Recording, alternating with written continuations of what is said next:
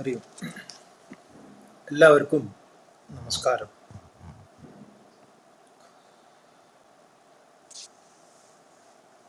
ശ്രീരാമനും ലക്ഷ്മണനും വിശ്വാമിത്രനൊപ്പം യാഗരക്ഷയിലാണ്. ആദ്യത്തെ അവർ പ്രാപിച്ചിട്ടുള്ള ആശ്രമം, അതിനൊരു വളരെ മനോഹരമായിട്ടുള്ള ഒരു പേര് നമ്മൾ മനസ്സിലാക്കി. കാമാശ്രമം എന്നാണ്. ഇവിടെ ഈ വാത്മീകി രാമായണത്തിലും അധ്യാത്മ രാമായണത്തിലും ഒക്കെ ഈ പേരുകൾ പൊതുവായി ഇങ്ങനെ പറഞ്ഞു പോകുന്നതാണ്. കാമാശ്രമം, സിദ്ധാശ്രമം, ഇതിലെ പേരുകളൊക്കെ വളരെ വളരെ സിംബോളിക് ആയിട്ടുള്ളതാണ്.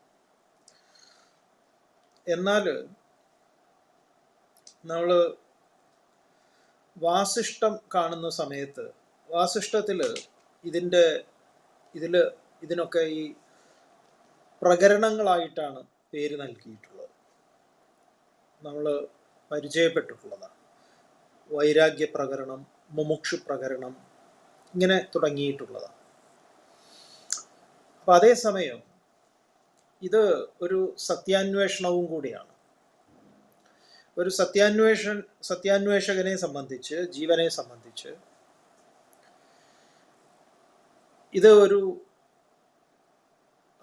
ഇതൊരു യാത്രയാണ്. ജീവിതമാകുന്ന യാത്രയിൽ നമ്മൾ ഏതിനെയൊക്കെ തരണം ചെയ്യേണ്ടതുണ്ട്, ഏതിനെയൊക്കെ അതിവർത്തിച്ച് മുന്നോട്ടേക്ക് പോകേണ്ടതുണ്ട്. സിദ്ധാശ്രമത്തെ പ്രാപിക്കുന്നതിന് മുൻപ് കാമാശ്രമത്തിൽ നിന്ന് കാമങ്ങളെ ജയിക്കേണ്ടതുണ്ട്, അതിജീവിക്കേണ്ടതുണ്ട്. വളരെ സിംബോളിക്കായിട്ടാണ് ഇവിടെ അത് അവതരിപ്പിച്ചിട്ടുള്ളത്. അപ്പം ആ കാമാശ്രമത്തിൽ കാമത്തിൻ്റെ പ്രതീകമായിട്ടുള്ള താടക, സുബാഹു, ആരീജൻ തുടങ്ങിയിട്ടുള്ളവരെയൊക്കെ ജയിച്ചതിന് ശേഷം അവിടെ തന്നെ സുഖമായി അവർ വസിക്കുന്നു എന്നാണ്. ഇത് വളരെ പ്രധാനപ്പെട്ടതാണ് നമ്മളെ സംബന്ധിച്ച്. നമ്മൾ ഇതിനെയൊക്കെ ജയിക്കുക എന്ന് പറയുന്നത് അത് വളരെ തന്ത്രപൂർവമാണ് നമ്മളത് ജയിക്കേണ്ടത്. നമുക്ക് തോന്നുന്നത് നമുക്ക് ഈ നമ്മുടെ ചുറ്റുപാടിനേക്കാൾ നമ്മൾ വളരെ സത്യസന്ധവും ആത്മാർത്ഥവുമായിട്ട് പറയുകയാണെങ്കിൽ നമ്മുടെ സ്വന്തം ആളുകളുണ്ട്, സ്വന്തം ആൾക്കാർ, കുടുംബക്കാർ, നമ്മുടെ ഏറ്റവും പ്രിയപ്പെട്ടവർ. ഈ പ്രിയപ്പെട്ട ആളുകളെയാണ് നമുക്ക് ജയിക്കുക എന്ന് പറഞ്ഞു കഴിഞ്ഞാൽ ഇവരെ പരാജയപ്പെടുത്തണം എന്നുള്ളതല്ല. പക്ഷെ ഇവരുടെ മനോഗതി, ചിന്താഗതികൾ, അല്ലെങ്കിൽ ഇവരുടെ വാക്കുകൾ, പ്രവൃത്തികൾ, ഇതൊന്നും നമുക്ക് പൊരുത്തപ്പെടാത്തതായി മാറുന്നു. അതിലെല്ലാ വ്യക്തിബന്ധങ്ങളിലും ഉണ്ട് ഇത്. ഇതിലിപ്പോൾ ഭാര്യ, ഭർത്താവ്, അതുപോലെ തന്നെ കുട്ടികൾ, പിന്നെ അച്ഛൻ, അമ്മ, അമ്മായിയമ്മ, മരുമകൾ തുടങ്ങിയിട്ടുള്ള ജ്യേഷ്ഠൻ, നാത്തൂൻ എന്നൊക്കെ പറഞ്ഞുകൊണ്ടുള്ള വലിയമ്മ, വലിയച്ഛൻ, അമ്മാവൻ, അമ്മാവി, ഇങ്ങനെ പല ബന്ധങ്ങൾ, ഏറ്റവും പ്രിയപ്പെട്ട ബന്ധങ്ങൾ, ഇതൊക്കെ തന്നെ നമുക്കിതിനെയൊക്കെ ജയിക്കുക. ആ ജയിക്കുക എന്നുള്ള വാക്ക് ഉപയോഗിക്കുമ്പോൾ വളരെ ശ്രദ്ധയോടുകൂടി മനസ്സിലാക്കേണ്ടതാണ്. ആരെയും പരാജയപ്പെടുത്തുന്നില്ല അതിൽ. നമ്മൾ രണ്ടു കൂട്ടരും ജയിക്കുന്നു. അമ്മായിയമ്മയും ജയിക്കുന്നു, മരുമകളും ജയിക്കുന്നു. അതൊരു പ്രത്യേക ഒരു രീതിയിലായിരിക്കണം. അത് രാമായണം പോലുള്ള ഗ്രന്ഥങ്ങൾ നമ്മുടെ അധ്യയനത്തിന്, ചിന്തയ്ക്ക് അത് വിഷയമായി വരുമ്പോൾ നമ്മുടെ വ്യക്തി ജീവിതത്തിൽ ഇത്തരം വിരുദ്ധങ്ങളായിട്ടുള്ള ശക്തികളോട്, ഇത് വിരുദ്ധങ്ങളായിട്ടുള്ള ശക്തികളാണ്. ഇപ്പം നമ്മൾ ഈ പഠിക്കുന്ന ഈ മാനേജ്മെന്റ് സയൻസിൽ പറയുമല്ലോ, ആ, ഞാൻ ശരിയല്ല, നീയും ശരിയല്ല, ഞാൻ ശരി, നീ ശരി. പിന്നെ ഇങ്ങനെ I am okay, you are not okay. ഇതാണ് ഒരു നിലപാട്. പിന്നെ I am not okay, you are not okay. ഇതിൽ I am okay, you are okay. ഇതാണ് രാമായണത്തിന്റെ ഒരു വഴി, അല്ലെങ്കിൽ ഇതിൽ നിന്ന് നമ്മൾ സ്വീകരിക്കുന്ന ഒരു വഴി. ഓരോരുത്തരും ഓരോരുത്തരെ അവരവരുടേതായി നോക്കുന്ന സമയത്ത് അവരൊക്കെ ശരികളാണ്. ഇപ്പൊ താടകയെ കുറിച്ച് പറയുമ്പോൾ താടകയെ കുറിച്ച് വിസ്തരിച്ച് വാത്മീകി പറയുന്നുണ്ട്. കാരണം ഇവരൊക്കെ ബ്രഹ്മാവിന്റെ അനുഗ്രഹം കിട്ടിയിട്ടുള്ള ആൾക്കാരാണ്, ആരും മോശക്കാരല്ല. അവർക്കൊക്കെ അവരുടേതായിട്ടുള്ള ശരികളുണ്ട്. അവർക്ക് ചില ശാപം ഹേതുവായിട്ടാണ് അവരിങ്ങനെയുള്ള പ്രവർത്തനങ്ങളിൽ വ്യാപൃതരാവാൻ കാരണം. അവർക്കൊരു പൂർവവൃത്തം, ശാപമോക്ഷം. അപ്പോ ഈ ശാപമോക്ഷം നമുക്ക് കൊടുക്കാൻ സാധിക്കുമോ എന്നുള്ളതാണ്. ഇതാണ് ഏറ്റവും പ്രധാനപ്പെട്ടത്. നമ്മുടെ അമ്മായി അമ്മയ്ക്ക് നമ്മളിലൂടെ ഒരു ശാപമോക്ഷം, അല്ലെങ്കിൽ ഭർത്താവിന് ഒരു മോക്ഷം, ഭാര്യയ്ക്ക് ഒരു മോക്ഷം, കുട്ടികൾക്കൊരു മോക്ഷം, വലിയ പരിക്കൊന്നുമില്ലാതെ. ഇങ്ങനെയാണെങ്കിൽ നമ്മളെ നിന്ദിച്ച ഇതേ ആൾക്കാർ നമ്മളെ സ്തുതിക്കും. നമ്മൾ നമ്മുടെ പ്രവൃത്തി ചെയ്തുകൊണ്ടിരുന്നാൽ മതി. ഇത് ഇതിലെ ഏറ്റവും പ്രധാനപ്പെട്ട ഒരു മർമ്മപ്രധാനമായിട്ടുള്ള ഒന്നാണ്. ഇതാണ് നമ്മുടെ എന്താ പറയുക, ഒരു സോഷ്യൽ സയൻസ് എന്ന് പറയുന്നത് ഇതാണ് വാസ്തവത്തിൽ. ഇത് രാമായണം നന്നായിട്ട് നമ്മളെ ബോധിപ്പിച്ചു തരുന്നുണ്ട്. ഇവിടെ ഇങ്ങനെ രാമനോടും ലക്ഷ്മണനോടും, രാമന്റെയും ലക്ഷ്മണന്റെയും ഈ ചെയ്തികളിൽ ഇവര് കാമാശ്രമത്തിൽ ഉറങ്ങി ശാന്തരായി. ഇനി ഇവര് സിദ്ധാശ്രമത്തിലേക്ക് പ്രവേശിക്കുകയാണ്. സിദ്ധാശ്രമത്തിലേക്ക് പ്രവേശിക്കുന്നതിന് മുൻപുള്ള, പിന്നെ ഇവർക്ക് സിദ്ധാശ്രമത്തിൽ നിന്ന് പിന്നെ ഇവരുടെ പ്രവേശനം വിദേഹ രാജ്യത്തേക്കാണ്. ഈ സിദ്ധാശ്രമം എന്ന് പറഞ്ഞു കഴിഞ്ഞാൽ കാമാശ്രമം അറിയാലോ. കാമം ധർമാനുസൃതമല്ലാത്ത കാമം. അതുകൊണ്ട് ഗീതയിൽ ഭഗവാൻ കൃത്യമായി പറയും, ധർമാനുസൃതമായ കാമം അത് ഞാനാണ്. എന്നാൽ അധാർമികമായിട്ടുള്ളതോ അത് ഉന്മൂലനം ചെയ്യപ്പെടേണ്ടതാണ്. അപ്പൊ എങ്ങനെയാണ് കാമം അത് സകാമമാകുന്നതും ദുഷ്കാമമാകുന്നതും? അപ്പോ ആ ഒരു കാമാശ്രമത്തെ, കാമപൂരിതമായിട്ടുള്ള ആ കൊടും വനം, താടക, സുബാഹു, മാരീചൻ തുടങ്ങിയിട്ടുള്ളവരുടെ, കാരണം മാരീചനും സുബാഹു ഒക്കെ ഇവിടേക്ക് വന്നതാണ്, താടകയാണ് അവിടെ വസിച്ചുകൊണ്ടിരുന്നത്. അവരുടെ സാന്നിധ്യത്തിൽ അത് ഘോരമായിട്ടുള്ള ഒരു വനമായിരുന്നു. പക്ഷെ അവരെ ഉന്മൂലനം ചെയ്തു കഴിഞ്ഞ് അതേ സ്ഥലം തന്നെ ഏറ്റവും ഹൃദ്യമായ ഒരു മനോഹരമായിട്ടുള്ള ഒരു ഇടമാകുന്നു. വാത്മീകി അങ്ങനെ വളരെ താടകയുടെ അതിനെക്കുറിച്ച് നന്നായി വർണ്ണിച്ചത് നമ്മൾ ഇന്നലെ കണ്ടതാണ്. ഇന്നിപ്പോൾ നമ്മൾ അധ്യാത്മരാമായണം, വ്യാസരുടെ രാമായണത്തിലാണ് ഇന്ന് നമ്മുടെ ഊന്നൽ നൽകുന്നത്. കാരണം ഇതിൽ ഒരു പ്രധാനപ്പെട്ട ഭാഗമുണ്ട്, അത് വാത്മീകി രാമായണത്തിൽ നമ്മൾ കാണില്ല എന്ന് പറഞ്ഞാൽ അത് ജസ്റ്റ് ഒന്ന് ഒരു വരിയിൽ അങ്ങോട്ട് തീർക്കുന്നതാണ്. ഇവിടെ അങ്ങനെയല്ല, ഇതിന് ഒരുപാട്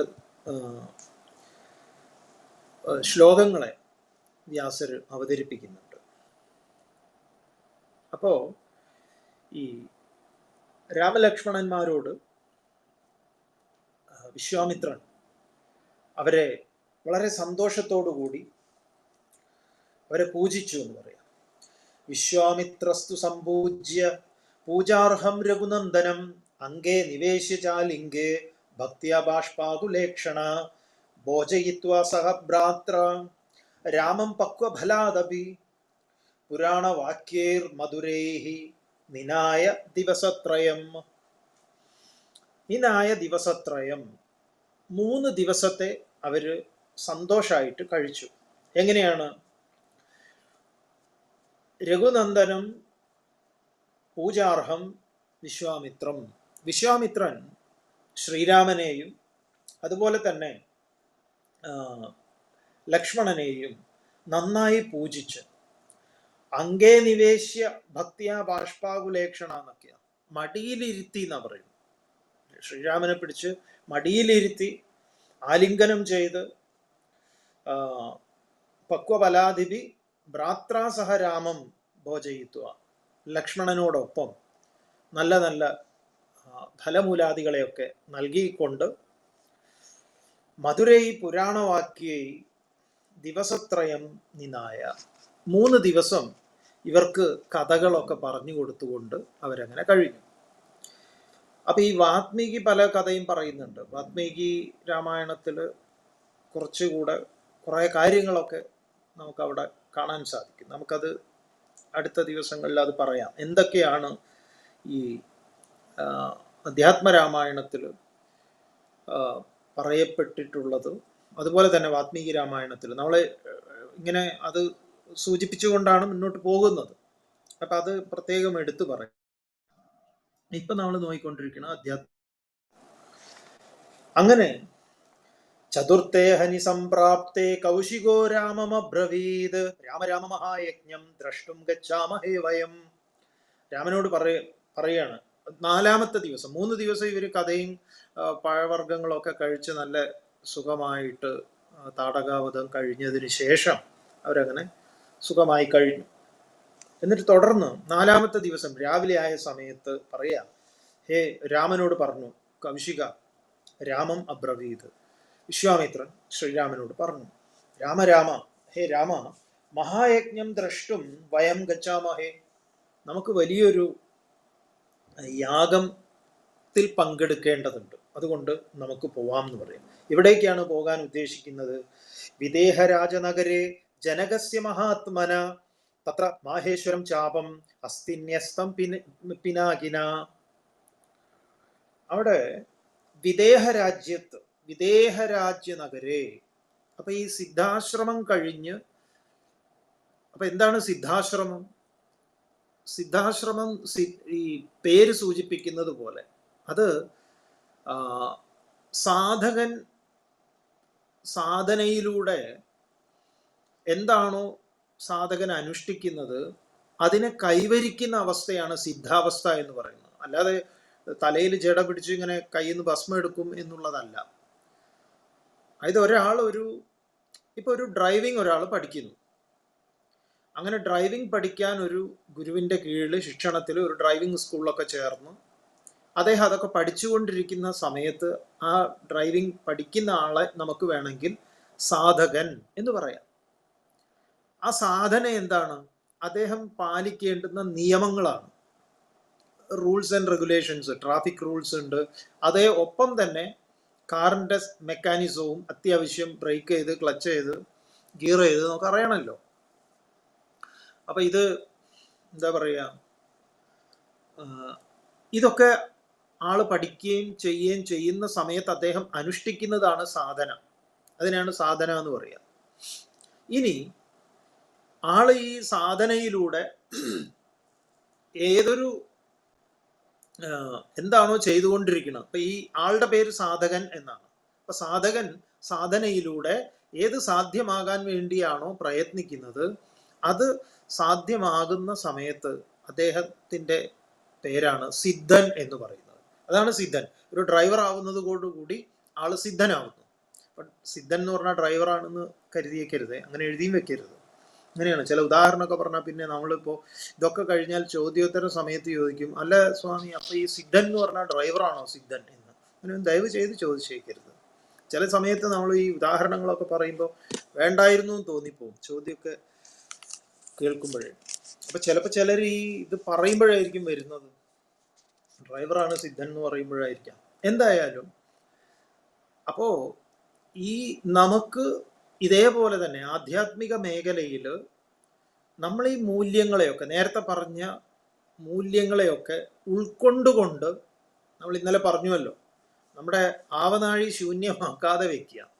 ആവനാഴിയിൽ ഇഷ്ടം മാതിരി പ്രയോഗിക്കാൻ ഇന്നലെ പറഞ്ഞ അസ്ത്രങ്ങൾ ഉണ്ടായിരിക്കണം. ആ അസ്ത്രങ്ങളൊക്കെ തന്നെ ഈ ദുർഗുണങ്ങളെ സദ്ഗുണങ്ങളെ കൊണ്ട് നേരിടുന്ന വഴിയാണ്.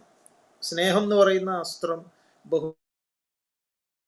ഇങ്ങനെ ചില നല്ല നല്ല അസ്ത്രങ്ങളുണ്ട്, എവിടെയും പ്രയോഗിക്കാൻ പറ്റുന്ന അസ്ത്രങ്ങളുണ്ട്.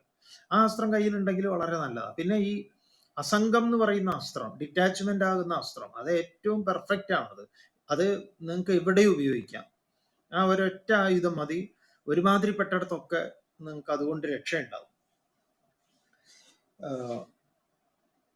അപ്പോ ഈ സിദ്ധാശ്രമത്തെ പ്രാപിക്കുന്നു എന്ന് പറയുമ്പം അടുത്ത സാധകന്റെ അടുത്ത തലമാണ്.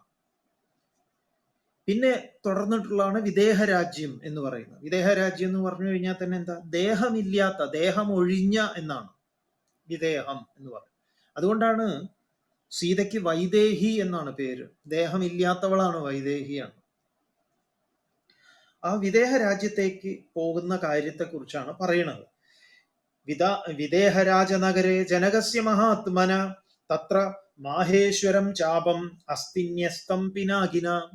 അവിടെ മഹാത്മന ജനകസ്യ വിദേഹരാജനഗരെ, ആ അവിടെ നഗരത്തില് അവിടെ ഒരു പിനാകിന, പിനാകി എന്ന് പറഞ്ഞാൽ അറിയാലോ, ഭഗവാൻ പരമശിവൻ. പരമശിവനാൽ ന്യസ്തം, മൂപ്പര് അവിടെ ന്യസിച്ചിട്ടുള്ളതാ, വെച്ചിട്ടുള്ളതാ, പ്രതിഷ്ഠ നടത്തിയതുപോലെ ആളവിടെ സ്ഥാപിച്ചതാണ്. അങ്ങനെ അദ്ദേഹത്താൽ സ്ഥാപിക്കപ്പെട്ട മഹേശ്വരം ചാപമസ്തി, അവിടെ വലിയൊരു ചാപമുണ്ട്, വില്ലുണ്ട്. ഇത് മഹേശ്വരൻ അവിടെ സൂക്ഷിച്ചു വെച്ചിട്ടുള്ളതാണ്. നമുക്ക് അതൊക്കെ ഒന്ന് കാണാൻ പോവാം. അപ്പോ കാണുക മാത്രമല്ല, എന്തിനപ്പോ അവിടെ പോണത്, അതിനെക്കുറിച്ച് പറയുന്നു. ദ്രക്ഷ്യസി ത്വം മഹാസത്വം പൂജ്യസേ ജനകേന ച ഇത്യുക്ത്വാ മുനിഭിസ്താഭ്യാം യയൗ ഗംഗാ സമീപകം ഗൗതമസ്യാശ്രമം പുണ്യം യത്രാഹല്യാസ്തി തത്തപ ദിവ്യപുണ്യഫലോപേത പാദപൈ പരിവേഷ്ടിതം മൃഗപക്ഷിഗണൈർഹീനം നാനാജന്തുവിവർജിതം ദൃഷ്ടോവാച മുനിം ശ്രീമാൻ രാമോ രാജീവലോചന.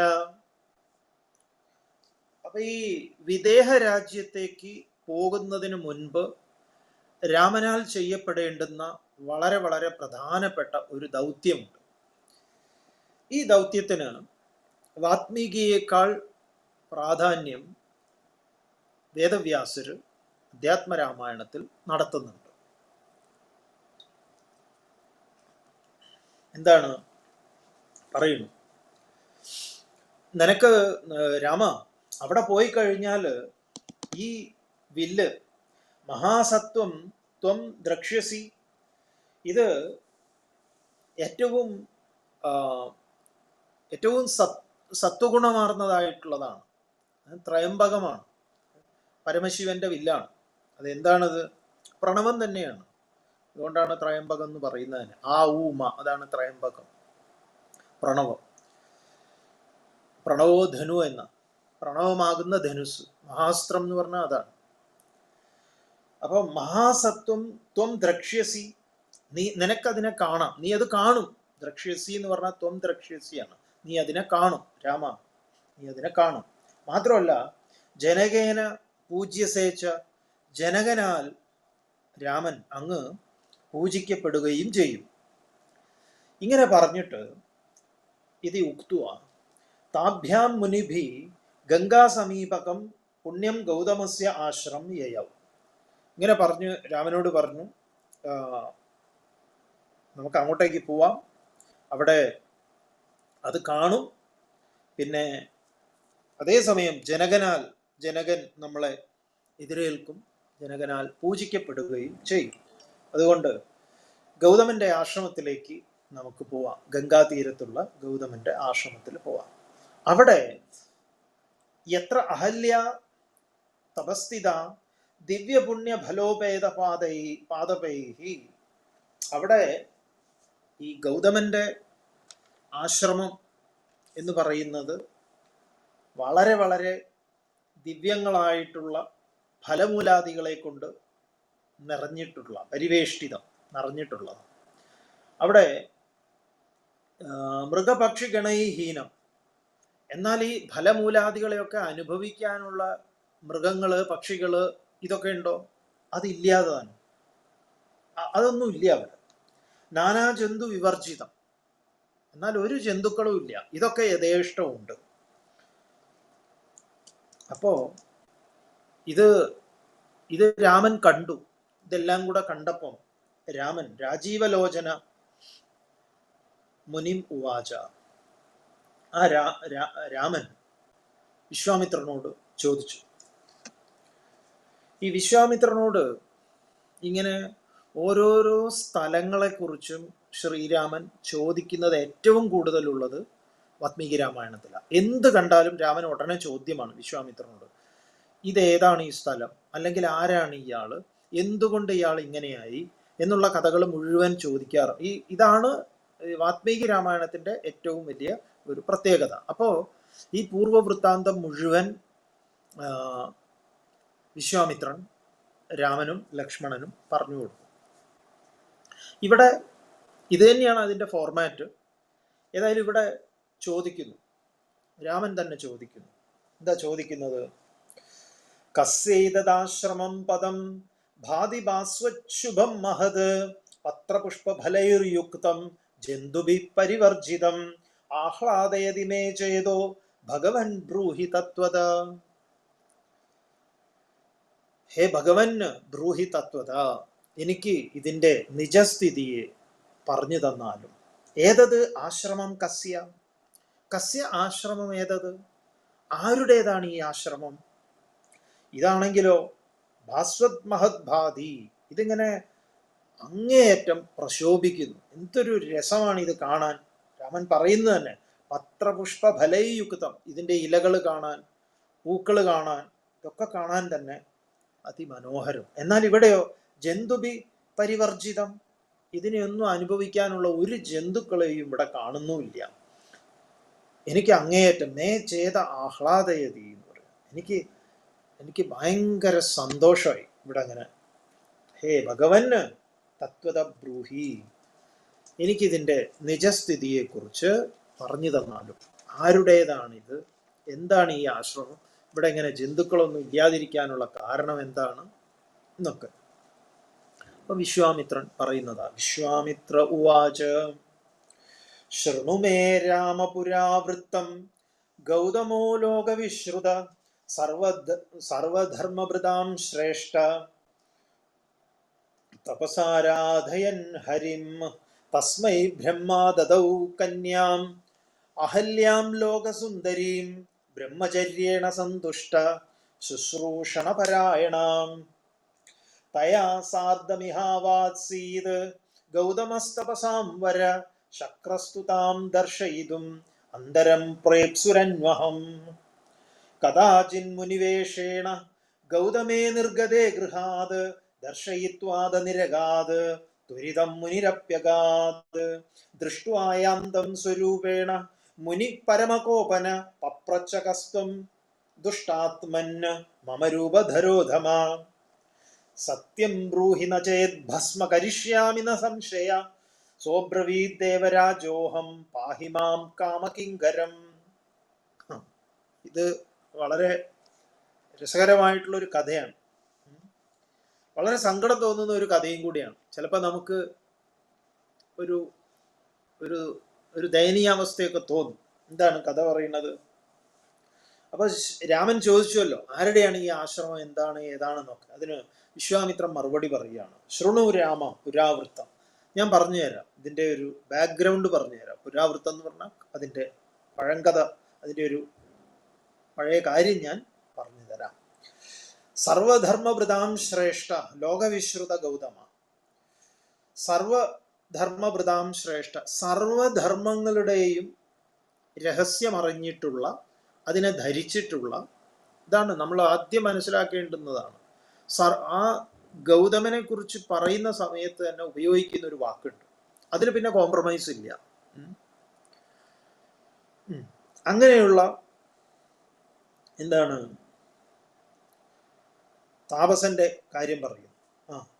ഗൗതമൻ സർവധർമ്മപിതാം ശ്രേഷ്ഠ ലോകവിശ്രുത ഗൗതമ, ലോകത്തിന് പ്രസിദ്ധനായിട്ടുള്ള ആ ഗൗതമൻ തപസാ ഹരിം ആരാധയൻ, തപസ്സുകൊണ്ട് ഭഗവാനെ പൂജിക്കുകയായിരുന്നു.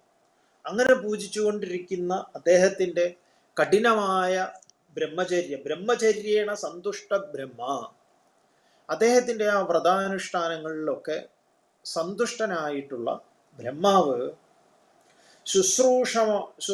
ശുശ്രൂഷണപരായണ ലോകസുന്ദരീം അഹല്യാം കന്യാം തസ്മൈ ദദൗ,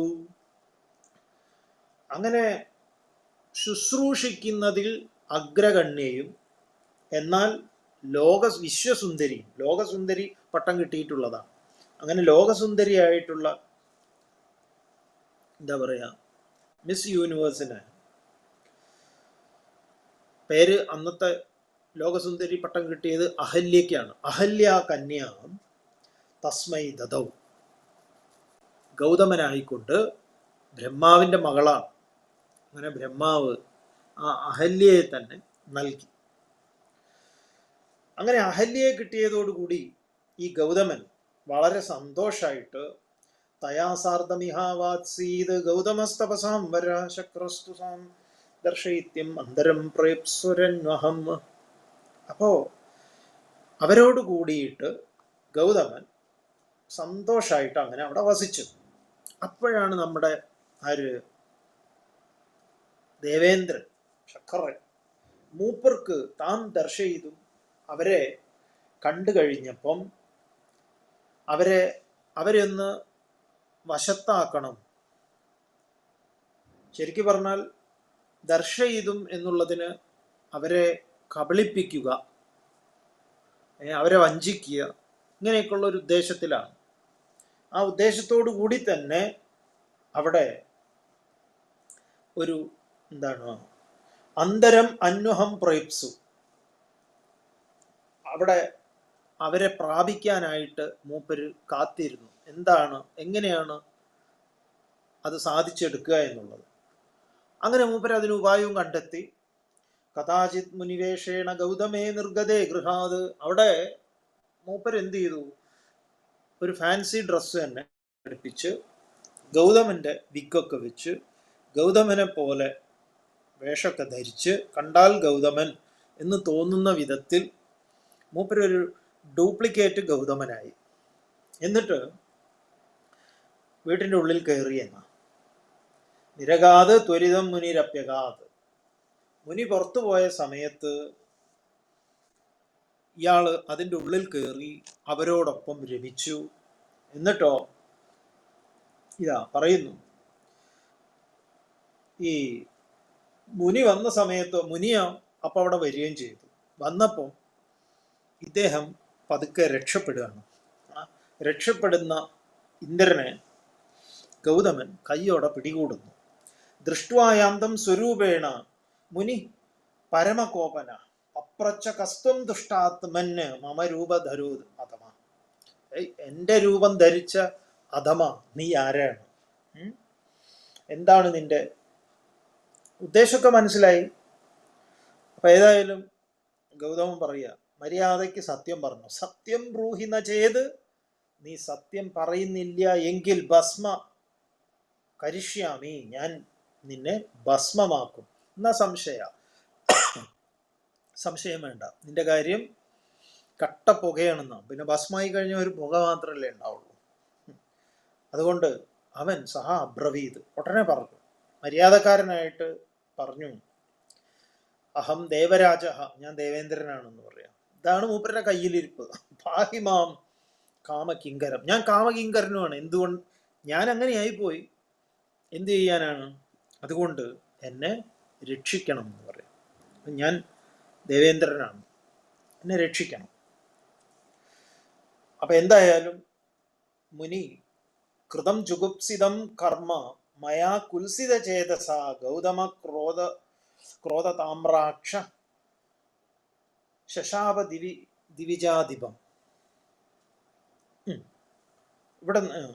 ഇവിടുന്ന് ഇദ്ദേഹത്തിൻ്റെ എന്താ പറയുക, മുനി ഇദ്ദേഹത്തിനെ ശപിക്കുകയാണ്. കൃതം ജുഗുപ്സിതം കർമ്മ മയാ കുൽസിത ചേതസ ഗൗതമ ക്രോധതാം രാക്ഷ ശശാപ ദിവിജാധിപം യോനിലംബട ദുഷ്ടാത്മൻ സഹസ്ര ഭഗവാൻ ഭവ ശപ്ത്വാ തം ദേവരാജാനാം പ്രവിശ്യ സ്വാശ്രമം ദ്രുതം ദൃഷ്ടോ അഹല്യാം വേപമാനം പ്രാഞ്ജലിം ഗൗതമോ ബ്രവീത് ദുഷ്ടേ ത്വം തിഷ്ഠ ദുർവൃത്തെ ശിലായാമാശ്രമേ മമ നിരാഹാരാദിവാരാത്രം തപ പരമമാസ്ഥിത ആതപാലന വർഷാദി സഹിഷ്ണു പരമേശ്വരം ധ്യായന്തി രാമമേകാഗ്രം മനസാ ഹൃദി സംസ്ഥിതം നാനാജന്തുവിഹീനോയം ആശ്രമോ മേ ഭവിഷ്യതി. രണ്ടുപേർക്കും ഓരോരോ ശാപങ്ങൾ അങ്ങോട്ട് കൊടുത്തു. അതിഗംഭീരായിട്ടുള്ള ശാപമാണ്. എന്താണ് ഈ വിദ്വാന് കൊടുത്ത ശാപം? കൃതം ജുഗുപ്സിതം കർമ്മ മയാ കുൽസിത ചേതസ. കുൽസിത ചേതസ മയ, ദുഷിച്ച മനസ്സോടുകൂടിയിട്ടുള്ള, ജുഗുപ്സിതം കർമ്മകൃതം, ഈ ചെയ്യപ്പെട്ട ഏറ്റവും മോശപ്പെട്ട കർമ്മം. അതുകൊണ്ട് ക്രോധ താമ്രാക്ഷ ഗൗതമ, ഗൗതമന്റെ കണ്ണുകളുടെ വിശേഷണമാണ്. ക്രോധം കൊണ്ട് താമ്രാക്ഷനായി എന്ന് പറയാം. ദേഷ്യം വന്ന് കണ്ണുകളൊക്കെ ചുവന്ന് കലങ്ങിയിട്ടുള്ള ആ കണ്ണുകളോട് കൂടിയിട്ട് ഗൗതമൻ ദിവിജാധിപം ശശാപ, ഈ ഇന്ദ്രനെ അങ്ങോട്ടേക്ക് ശപിച്ചു. ആ ശാപമാണ് അടുത്ത ഇതിൽ പറയാണ്. യോനിലംബട ദുഷ്ടാത്മൻ, ഹേയ് യോനിലംബട ദുഷ്ടാത്മൻ സഹസ്ര ഭഗവാൻ ഭവ. നീ ഈ എന്താണ്, നിനക്ക് നിന്റെ അത്യാഗ്രഹം എന്ന് പറയുന്നത് യോനിയിലാണ്. അതുകൊണ്ട് യോനിയിൽ അത്യാഗ്രഹമുള്ളവനെ നീ സഹസ്ര ഭഗവാൻ ഭവ, നിനക്ക് യോനികളും സഹസ്രങ്ങളായിരിക്കട്ടെ എന്ന് പറയാം. 1000 യോനി നിന്റെ ദേഹത്തുണ്ടായിരിക്കട്ടെ.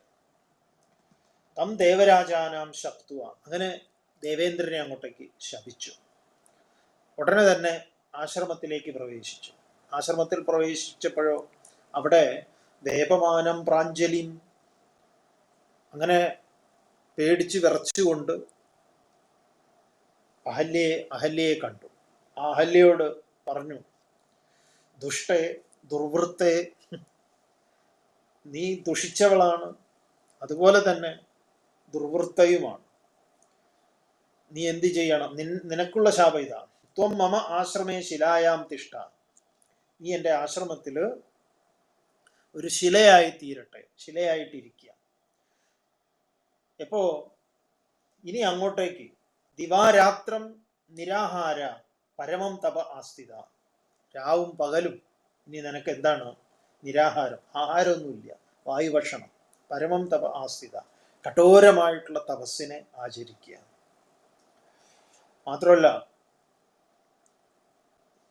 ആതപാനില വർഷാദി സഹിഷ്ണു, ആതപം എന്ന് പറഞ്ഞാൽ കൊടും വെയില്, അതുപോലെ കാറ്റ്, മഴ, ഇതൊക്കെ സഹിച്ച് ഹൃദി സംസ്ഥിതം പരമേശ്വരം രാമം ഏകാഗ്ര മനസാ ധ്യായന്തി, ഹൃദയത്തില് നീ എന്തു വേണം? പരമേശ്വരനായിട്ടുള്ള ശ്രീരാമനെ ഏകാഗ്ര മനസ്സോടു കൂടിയിട്ട് ധ്യാനിച്ചിരുന്നോളാം. മേ അയം ആശ്രമ നാനാജന്തു വിഹീന ഭവിഷ്യതി, ഞാൻ ഒരു വരം കൂടെ തരുന്നു. ഒരു തരത്തിലുള്ള ജീവജാലങ്ങളുടെയും ബുദ്ധിമുട്ട് നിനക്കുണ്ടാവില്ല. ഈ ആശ്രമം ഒരു തരത്തിലുള്ള ജീവജാലങ്ങളും ഉണ്ടാവില്ല. ഇവിടെ മനസ്സ് ഏകാഗ്രമാക്കിക്കൊണ്ട് രാമനെയും ധ്യാനിച്ച് മഴയും വെയിലും കാറ്റും ഒക്കെ കൊണ്ട് ഇവിടെ അങ്ങോട്ട് കഴിയാം. എന്നാലോ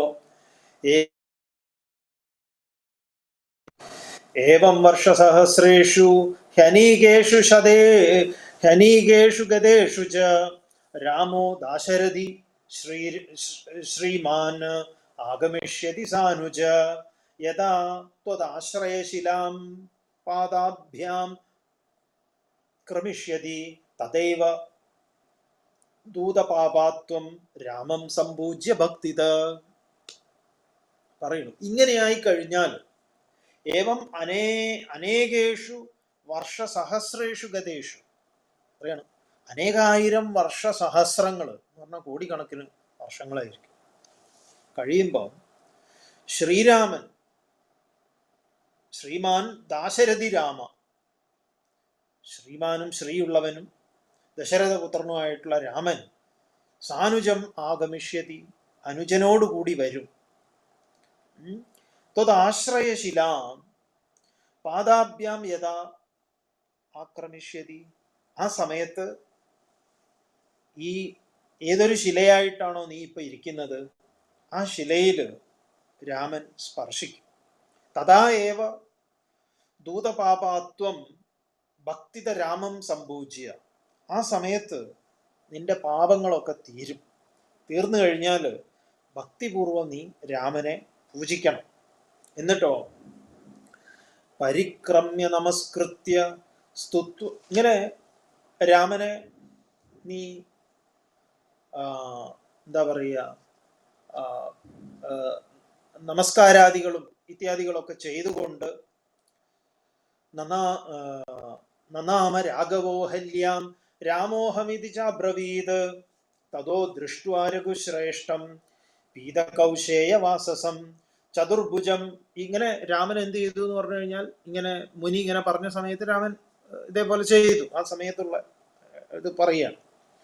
ചതുർഭുജം ശംഖചക്രം ഗദാ പങ്കജധാരിണം ധനുർബാണധരം രാമം ലക്ഷ്മണേന സമന്വിതം സ്മിതവക്ത്രം പത്മനേത്രം ശ്രീവത്സാങ്കിതവക്ഷസം നീലമാണിക്യ സങ്കാശം ദ്യോതയന്തം ദിശോ ദശ. അപ്പോ ശ്രീരാമൻ ഇവിടെ വളരെ മനോഹരമായിട്ടുള്ള ഒരു സന്ദർഭമുണ്ട് ഈ രാമായണത്തിൽ. ഈ അധ്യാത്മ രാമായണത്തിൽ ചില പ്രയോഗങ്ങളൊക്കെ വളരെ മനോഹരമാണ്. ഇവിടെ ആദ്യം തന്നെ ശ്രീരാമൻ ചെയ്യുന്നത് നനാമ രാഘവോ ഹല്യാം, ശ്രീരാമൻ രാഘവൻ അഹല്യാം നനാമ, അഹല്യയെ നമസ്കരിച്ചു. അതാണ് ആദ്യം ചെയ്യുന്നത്. നമ്മൾ ഇതൊക്കെ ഒരൊറ്റ വരിയാണ്. ആ വരി വിട്ടുപോയാൽ അതിൻ്റെ എന്താ പറയുക, ഗുട്ടൻസ് അല്ല, അതിൻ്റെ ആ ഒരു വലിയൊരു ഇതുണ്ടല്ലോ, അത് മാറിപ്പോകുന്നു. അത് നമ്മൾ വിസ്മരിച്ചുകൂടാത്തതാണ്. അപ്പൊ ശിലയായിരിക്കുന്നതാണെങ്കിലും ശിലയായിട്ടുള്ള അവസ്ഥയിലാണ് പ്രാപിച്ചതെങ്കിലും രാമൻ ആദ്യം തന്നെ അഹല്യയെ നമസ്കരിക്കുന്നു. രാഘവ അഹല്യാം നനാമ രാഘവോ അഹല്യാം, അങ്ങനെ രാമൻ അഹല്യയെ നമസ്കരിച്ചു. എന്നിട്ട് രാമൻ പറയാണ്, അഹം രാമ ഇതി അബ്രവീത്, ഞാൻ രാമനാകുന്നു. ഇനിയൊരു അബദ്ധം പറ്റരുതല്ലോ. മുമ്പ് ഇതേപോലെ ഒരാൾ വേഷം മാറി ഒരു ഇടപാടൊക്കെ നടത്തിയതാണ്. ഇനി പറ്റണ്ട എന്ന് പറയാനും രാമന്റെ ഒരു ഉത്തരവാദിത്വം കൂടി ആയതുകൊണ്ട് രാമൻ തന്നെ പരിചയപ്പെടുത്തുക, ഞാൻ ശ്രീരാമനാണ്. മാത്രമല്ല ശ്രീരാമൻ ഇതെല്ലാം തന്നെ പീത കൗശേയ വാസസം ചതുർഭുജം ശംഖചക്ര ഗദാ പത്മധാരിണം ധനുർബാണധരം ലക്ഷ്മണേന സമന്വിതം സ്മിതവക്ത്രം. അപ്പോ ലക്ഷ്മണനോട് കൂടി ഈ ശംഖചക്ര ഗദാധാരി പത്മം ഒക്കെ എടുത്ത് അതിനെയൊക്കെ പ്രകടമാക്കിക്കൊണ്ട് ആ രൂപത്തെ, മഹാവിഷ്ണുവിൻ്റെ രൂപത്തെ ലക്ഷ്മണനോടൊപ്പം നിൽക്കുന്നതായിട്ട് കാണിച്ചു കൊടുത്തു. അതാണല്ലോ ഗൗതമൻ പറഞ്ഞത്, ഇങ്ങനെ സാക്ഷാൽ ശ്രീരാമൻ വരും, ലക്ഷ്മണനോടുകൂടി വരും, അന്ന് പാദസ്പർശം കൊണ്ട് നിനക്കൊരു മോചനം ഉണ്ടാവും എന്നൊക്കെ പറഞ്ഞിട്ടുണ്ട്. അപ്പൊ അതിനെ കൃത്യമായിട്ട് ഇതിൽ സംശയിക്കേണ്ടതില്ല എന്ന മട്ടിൽ അത് പറഞ്ഞു കൊടുത്തു. അങ്ങനെ ശ്രീവത്സാങ്കിത വക്ഷസം നീലമാണിക്യ സങ്കാശം ദശദിശ ദ്യോതയന്ത്രം രഘുശ്രേഷ്ഠം ദൃഷ്ടുവ. ആ ശ്രീരാമനെ അങ്ങോട്ടേക്ക് കണ്ടു കഴിഞ്ഞപ്പം അഹല്യയ്ക്ക് വളരെ സന്തോഷമുണ്ടായി. അങ്ങനെ അഹല്യയുടെ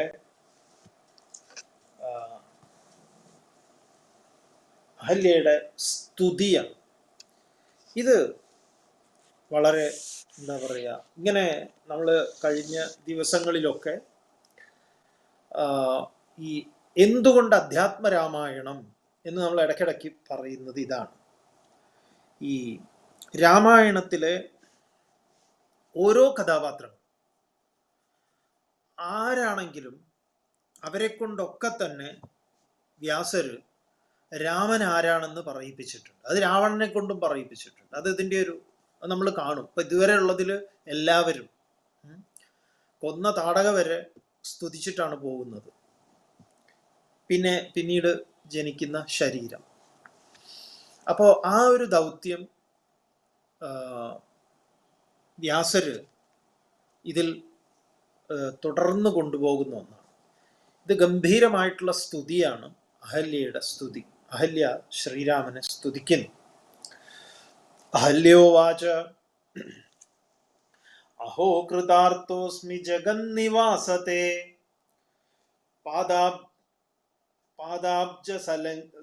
പാദാബ്ജ സംലഗ്ന രജകണാദഹം സ്പൃശാമി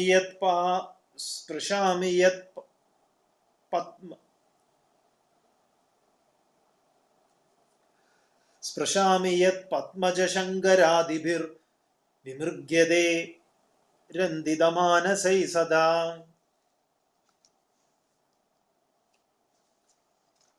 അഹോ വിചിത്രം തവ രാമചേഷ്ടിതം മനുഷ്യഭാവേന വിമോഹിതം ജഗത് ചലസ്യജസ്രം ചരണാദിവർജിത സമ്പൂർണ്ണ ആനന്ദമയോദിമായിക യത്പാദപങ്കജ പരാഗ പവിത്രഗാത്ര ഭാഗീരഥി ഭവവിരിഞ്ചി മുഖാൻ പുനാദി സാക്ഷാത് സ ഏവ മമ ദൃഗ്വിഷയോ യഥാസ്തേ കിം വർണ്യതേ മമ പുരാകൃതഭാഗധേയം. ഇത് ഗംഭീരമായിട്ടുള്ള വർണ്ണനകൾ തുടങ്ങുക. ഇതാണ് ശ്രീരാമഗീതയുടെ മീറ്റർ. ഇതാണ്. പെട്ടെന്ന് നമുക്ക് ആ മീറ്റർ അങ്ങോട്ട് മാറിപ്പോയി.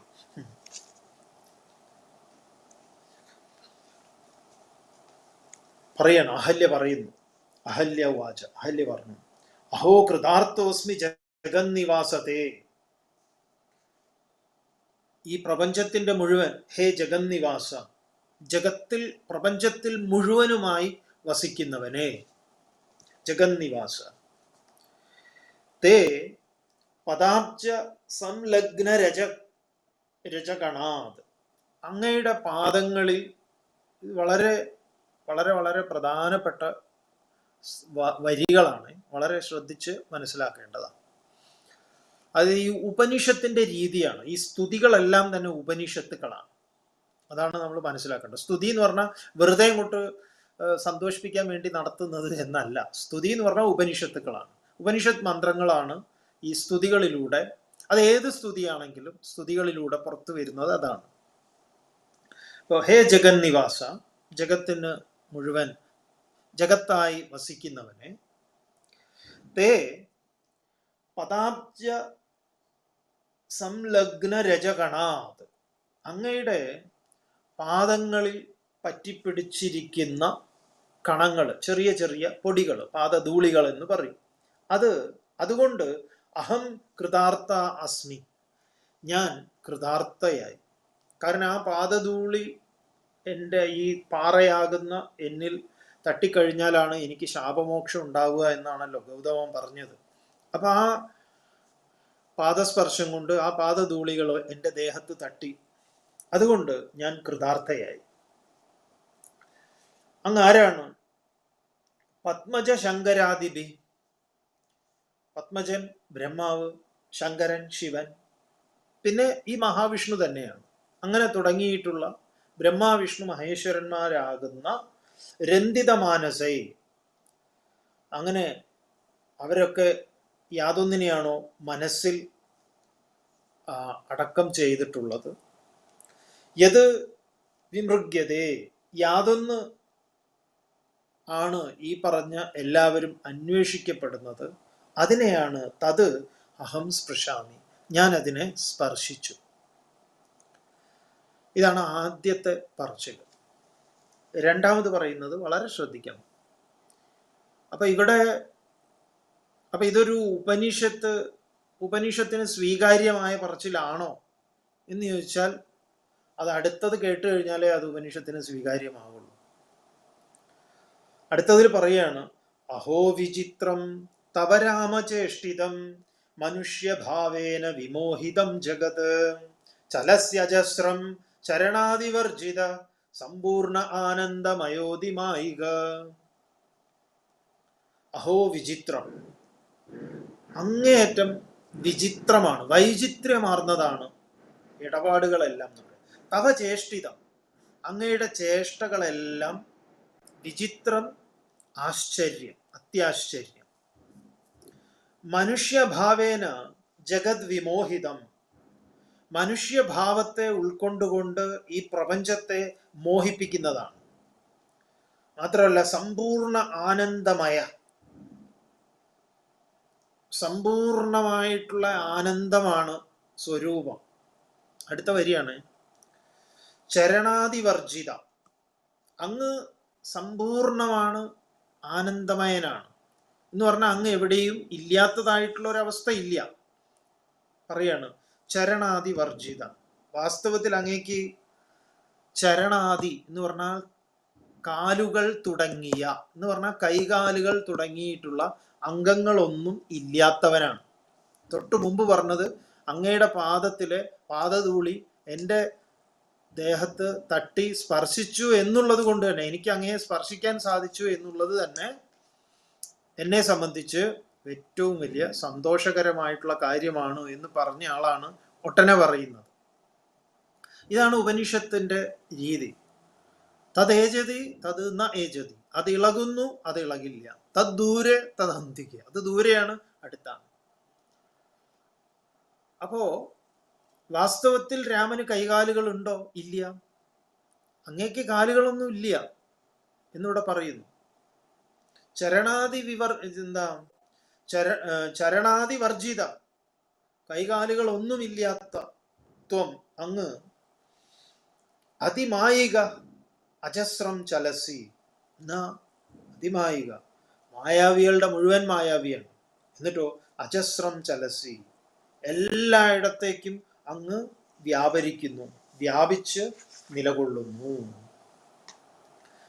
യത്പാദ പങ്കജ പരാഗ പവിത്ര ഗാത്ര ഭാഗീരഥി ഭവവിരിഞ്ചി മുഖാൻ പുനാദി സാക്ഷാത് സയേവ മമ ദൃഗ്വിഷയോ യദാസ്തേ കിം വർണ്യതേ മമ പുരാകൃത ഭാഗധേയം മർത്യാവതാരേ മനുജാകൃതിം ഹരിം രാമാഭിധേയം രമണീയദേഹിനം ധനുർധരം പത്മവിശാലലോചനം ഭജാമി നിത്യം ന പരാൻ ഭജിഷ്യേ യത്പാദ പങ്കജരജ ശ്രുതിഭിർവിമൃഗ്യം യന്നാഭിപങ്കജ ഭവകമലാസനശ്ച യന്നാമരസരസികോ ഭവാൻ പുരാരി തം രാമചന്ദ്രമനിശം ഹൃദി ഭാവയാമി.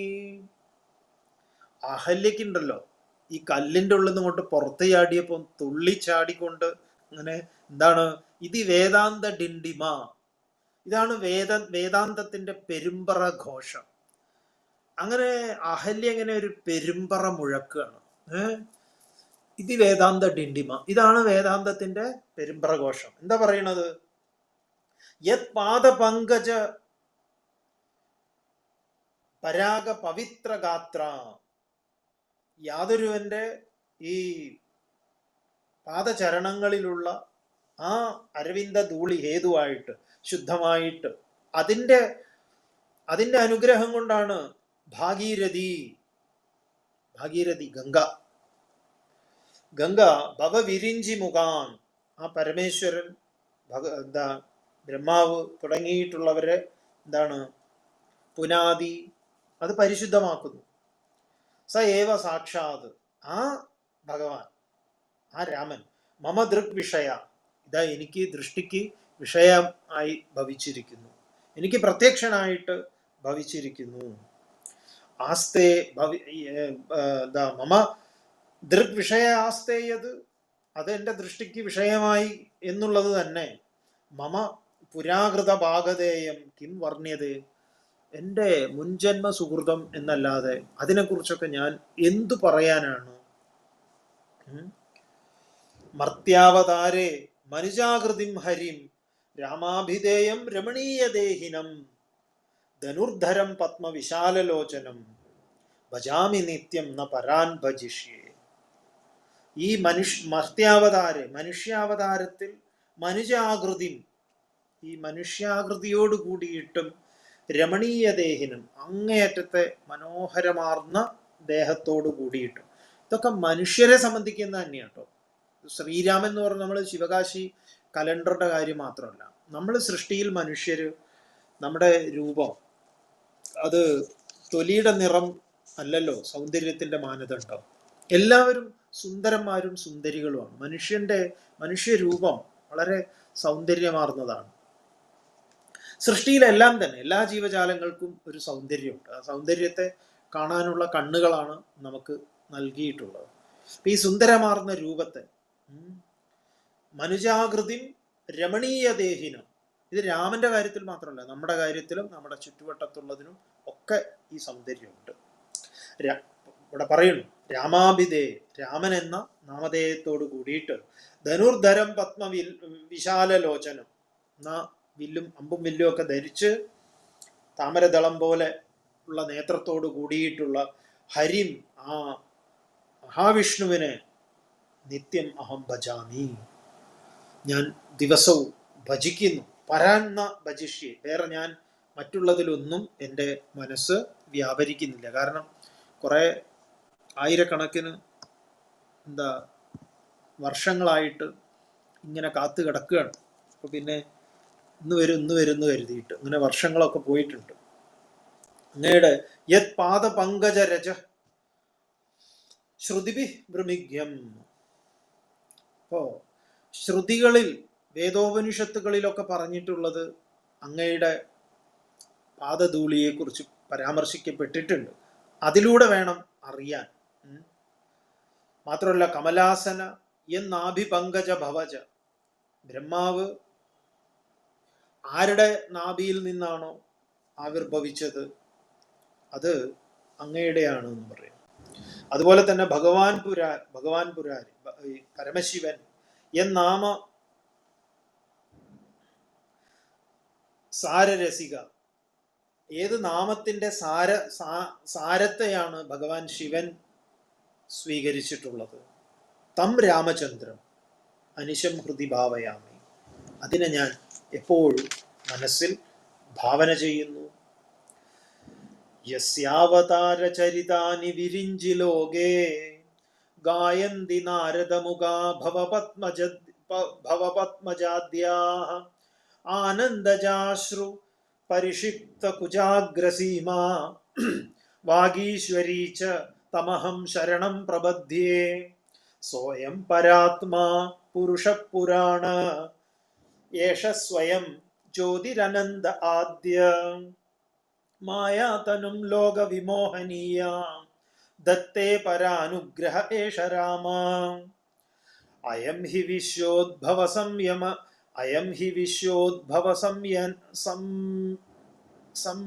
സംയമാനാം ഏകസ്വമായ ഗുണബിംബിതോയഃ വിരിഞ്ചി വൃഷ്ണീശ്വര നാമഭേദാൻ ദത്തേ സ്വതന്ത്ര പരിപൂർണ ആത്മാ.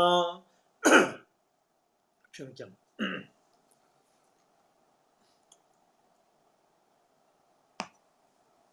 ഇവിടെ വെള്ളം കുടിക്കാനുള്ള സമയമില്ല. നമുക്ക് ഈ ശ്ലോകം ചൊല്ലാൻ തുടങ്ങിയാൽ നമ്മുടെ ഈ അതുകൊണ്ടാണ് ശ്ലോകം ചൊല്ലാൻ നമുക്ക് നല്ലൊരാളുണ്ടെങ്കിൽ പ്രഭാഷണം നടത്താൻ കുറച്ചുകൂടെ ഉഷാറ് കിട്ടുക എന്ന് പറഞ്ഞാൽ അത് നമുക്കതിനുള്ള ഒരു സമയം കിട്ടും. ഈ ത്രോട്ടിന് വലിയ ഇത് വരില്ല. ഇരിക്കട്ടെ, നമുക്കിഷ്ടമാണ് ഇത് ചൊല്ലാനും ഇഷ്ടമാണ്. ഇത് വളരെ രസമായിട്ടുള്ള ഈ വ്യാസരും വർണ്ണനയുടെ കാര്യത്തിൽ മോശക്കാരനൊന്നുമല്ല. വ്യാസരും അതിമനോഹരമായിട്ട് തന്നെയാണ് വർണ്ണിക്കുക. ഇവിടെയും നല്ലൊരു വർണ്ണന നടത്തുന്നു. പറയൂ. യസ്യാവതാര ചരിതാനി വിരിഞ്ചി ലോകേ ഗായന്തി നാരദമുഖ ഭവ പത്മജ ഭവ പത്മജാദ്യാഹ. ഈ വിരിഞ്ചി ലോകെ, ബ്രഹ്മലോകത്തില് നാരദമുഖ, നാരദന്റെ മുഖത്ത് നിന്ന് നാരദര് രാമനെ കുറിച്ച് പറയാണ്. ഭവപത്മജാദ്യാഹ, ശിവൻ, ബ്രഹ്മാവ് മുതലായിട്ടുള്ള ആളുകളൊക്കെ ഈ രാമനെ കുറിച്ച് കേൾക്കുമ്പം ആനന്ദ ആനന്ദജാശ്രു പരിഷിക്ത കുജാഗ്രസീമ വാഗീശ്വരീച്ച. ഒരു ഗംഭീര പ്രയോഗമാണ്. എന്താണ് ഈ ആനന്ദജാശ്രു ഉണ്ട്. ആനന്ദം കൊണ്ട് ഈ രാമനെ കുറിച്ച് കേൾക്കുന്നത് എവിടെയാ കേൾക്കുന്നത്? ബ്രഹ്മലോകത്തില്. ആരാ പറയുന്നത്? നാരദർ. അപ്പൊ ഇത് അഹല്യ പറയാണ്. ഈ നാരദരിങ്ങനെ ബ്രഹ്മലോകത്തിലിരുന്ന് അങ്ങയെക്കുറിച്ച് ഇങ്ങനെ പറയുമ്പോൾ, രാമതത്വത്തെക്കുറിച്ച് പറയുമ്പോൾ ഈ ബ്രഹ്മാവിനും ശിവനും ഒക്കെ ആനന്ദം വരും. ഒപ്പം ആനന്ദിക്കുന്ന വേറൊരാളുണ്ട്. അതാരാണെന്ന് പറയുന്നു. ആനന്ദജാശ്രു പരിഷിക്ത കുജാഗ്രസീമ വാഗീശ്വരീച്ച. അവര്, അതായത് പാർവതി, ശ്രീപാർവതിക്ക് എന്തുണ്ടാകുന്നു എന്ന് പറയുകയാണ്. ഈ സരസ്വതിക്ക് ഇവിടെ, അതെ, പാർവതി ആണെങ്കിലും സരസ്വതി ആണെങ്കിലും ഏത് ഭാവത്തിൽ പറയാം. അപ്പോ ഈ സരസ്വതിയിൽ ഇതിൻ്റെ ഒരു ചിത്രം വ്യാസർ വരയ്ക്കുന്നത് എങ്ങനെയാന്ന് പറഞ്ഞാൽ, അവരുടെ കണ്ണ്, അവർക്ക് ഈ ആനന്ദാശ്രു കണ്ണിൽ നിന്ന് പൊഴിഞ്ഞ് വീഴുന്ന സമയത്ത് അത് കുജാഗ്രസീമ, അവരുടെ സ്തനത്തിന്റെ അഗ്രത്ത് തട്ടിയിട്ട് അതിൻ്റെ അതിർത്തികളിൽ അവിടെ അതങ്ങനെ നനയ്ക്കുന്നു എന്ന് പറയാം. അങ്ങനെ അങ്ങയെക്കുറിച്ച് കേൾക്കുമ്പോൾ ബ്രഹ്മാവിനും അതുപോലെ ശിവനും സരസ്വതിയും ഒക്കെ ഇങ്ങനെ ആനന്ദാശ്രുക്കൾ പൊഴിച്ച് അവിടെ ഒരു ജലധാര തന്നെ ഉണ്ടാകുന്നുണ്ട്. അങ്ങയുടെ യസ്യ അവതാര ചരിതാനി ഗായന്തി, ആരുടെ അവതാരങ്ങളാണ് അവിടെയൊക്കെ ഗാനം ചെയ്യപ്പെട്ടിട്ടുള്ളത്? തമഹം ശരണം പ്രപദ്യേ, അതിനെ ഞാൻ ശരണം ഗമിക്കുന്നു. സ്വയം പരാത്മാ പുരുഷപുരാണ ഏഷ സ്വയം ജ്യോതിരനന്ദ ആദ്യ മായാതനും ലോകവിമോഹനീയാം ദത്തേ പരാനുഗ്രഹ ഏഷ രാമ. അങ്ങ് ഒക്കെ ഉപനിഷത്ത് എന്ന് പറഞ്ഞാൽ ഇത് തന്നെ. ഉപനിഷത്ത് ഡിണ്ടിമ. വീണ്ടും സ്വയം, അയം ആത്മാ ബ്രഹ്മ, ഇതാണ് സ്വയം പരാത്മാ. പുരുഷപുരാണ, അങ്ങ് പുരാണ പുരുഷനാണ്. ഏഷ സ്വയം ജ്യോതിഹി, അനന്ത, ആദ്യം, എല്ലാം ഉപനിഷത്ത. മായാതീതം, ലോകവിമോഹനീയാം ദത്തേ പരാനുഗ്രഹ ഏഷ രാമ. ഈ രാമൻ പരാനുഗ്രഹേ, മറ്റുള്ളവരെ അനുഗ്രഹിക്കാൻ വേണ്ടിയിട്ട്, ലോകവിമോഹനീയാം, ലോകത്തെ മോഹിപ്പിക്കുന്നതിന് യോഗ്യമായിട്ടുള്ള, മായാതനും ദത്തേ, മായയാകുന്ന ശരീരത്തെ ധരിച്ചവനാണ്. അടുത്തതിൽ പറയുന്നു, അയം ഹി വിശ്വോദ്ഭവ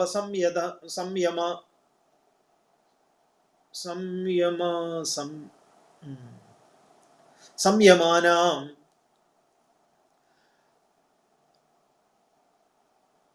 അയം ഹി വിശ്വോദ്ഭവ സംയമാനാം ഏകസ്വമായ ഗുണബിംബിതോ യഃ വിരിഞ്ചി വൃഷ്ണീശ്വരനാമഭേദാൻ ദത്തേ സ്വതന്ത്ര പരിപൂർണ ആത്മാ.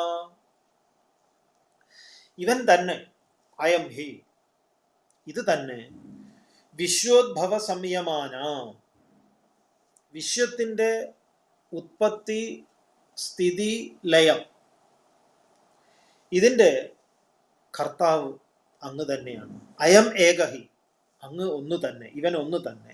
സ്വമായാഗുണബിംബിത, തൻ്റെ മായാഗുണങ്ങളിൽ നിന്ന് പരിപൂർണ ആത്മായ, ഏതൊരു പരിപൂർണമായിട്ടുള്ള ആത്മാവാണോ നിറഞ്ഞു നിന്ന്, വിരിഞ്ചി വൃഷ്ണീശ്വര നാമഭേദാൻ, അത് ബ്രഹ്മാവ്, വിഷ്ണു, ശിവൻ തുടങ്ങിയിട്ടുള്ള വൈവിധ്യങ്ങളായിട്ടുള്ള നാമങ്ങളെ ധരിച്ചിരിക്കുന്നത്. രജോ ഗുണമായും തമോ ഗുണമായും സത്വഗുണവുമായും ഒക്കെ വെവ്വേറെ ഭാവങ്ങളെ ഉൾക്കൊണ്ടുകൊണ്ട് നിൽക്കുന്നത് ആരാണ്? ഇനി കുറച്ചും കൂടെ അഹല്യ രാമനെ, ആരാണ് രാമൻ എന്ന് പറയുന്നു, നമുക്ക് വരുന്ന നാളെ ബാക്കി ഭാഗങ്ങൾ കാണാം. വാത്മീകി അഹല്യയെ കൊണ്ട് ഇങ്ങനെയൊന്നും പറയിപ്പിക്കുന്നില്ല, ഒരു വരിയിൽ കഴിഞ്ഞു. ഏതായാലും നമുക്കിനി സംശയങ്ങൾ ഒക്കെ ചോദിക്കാനുള്ള ഹാൻഡ് റൈസ് ബട്ടൺ ഓൺ ആക്കാം. ലക്ഷ്മി. സ്വാമിജി ഓണാക്കാം.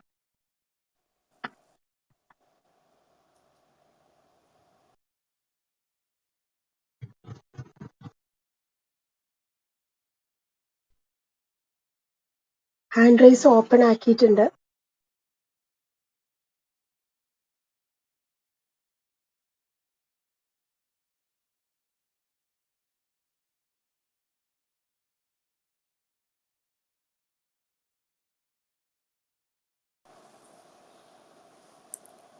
ഓപ്പൺ ആണോ?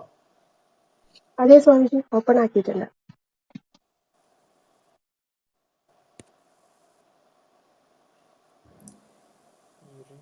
നാരായണ ശങ്കര.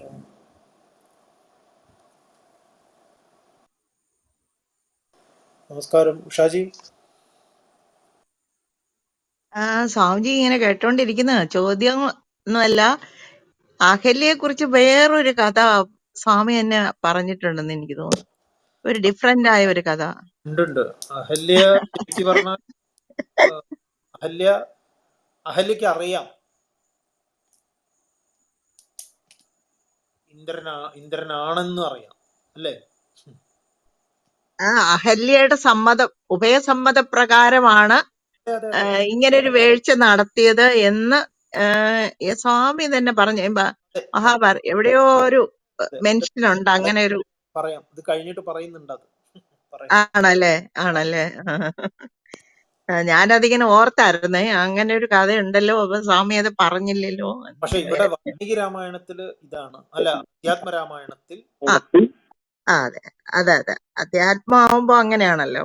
അതെ അതെ, ഞാനങ്ങനെ കേട്ട് സ്വാമി തന്നെയാണ് പറഞ്ഞതെന്ന് തോന്നി, ഇങ്ങനെ ഒരു കഥയുണ്ട്, വേറൊരു കഥ. അതെ അതെ, അത്രേ ഉള്ളൂ സ്വാമിജി, അത്രേ ഉള്ളൂ. സൗമ്യ സന്തോഷ്. സ്വാമിജി, ഞാൻ ഇപ്പൊ നേരത്തെ പറഞ്ഞ ഈ അഹല്യയുടെ ആയിട്ട് ബന്ധപ്പെട്ട കാര്യം തന്നെയാണ് ചോദിക്കാൻ വന്നത്. അത് അഹല്യ ഈ പറഞ്ഞ കാര്യത്തിൽ ആരും കുറ്റക്കാരിയല്ല എന്നാണ് നമുക്ക് കേൾക്കുമ്പോ തോന്നിയത്. പിന്നെ എന്തുകൊണ്ടാണ് ഗൗതമൻ അതിനെ കുറച്ച് ശബ്ദത്തിൽ പറയാമോ? കേൾക്കുന്നില്ല അല്ലേ? ഇല്ല, ഒരു മിനിറ്റ് കേട്ടോ. അഹല്യക്ക് ഒരു ശാപം കൊടുക്കുന്നുണ്ടല്ലോ ഗൗതമൻ. അപ്പൊ അത് എന്തുകൊണ്ടാണ് അത് അങ്ങനെ സംഭവിച്ചെന്ന് ഉള്ളതാണ്. അവരൊരു അല്ലാതെ ഇനി ഇത് കഴിഞ്ഞിട്ടില്ല. നമ്മളത് നാളെയും മറ്റന്നാളും ഉണ്ടാവും, അപ്പൊ പറയുന്നുണ്ട് ഇതിന്റെ കാര്യങ്ങൾ. ഓക്കെ ഓക്കെ ഓക്കെ, അത്ര മാത്രമേ ഉള്ളൂ. ഓക്കെ. സൗമ്യാണ് അടുത്തത്, ചോദിച്ചോളൂ. സ്വാമിജി, എനിക്ക് ചോദിക്കാനുള്ളത്, സ്വാമിജി കേൾക്കുന്നുണ്ടോ? കേൾക്കാം. നമസ്തേ. ഈ അഹല്യയുടെ കഥക്കൊരു വ്യാഖ്യാനമില്ലേ സ്വാമിജി? ഇപ്പം ദേവേന്ദ്രൻ കഴിഞ്ഞിട്ടില്ല, വരാൻ പോകുന്നുണ്ടല്ലോ. ശരി, അപ്പൊ താങ്ക്സ്.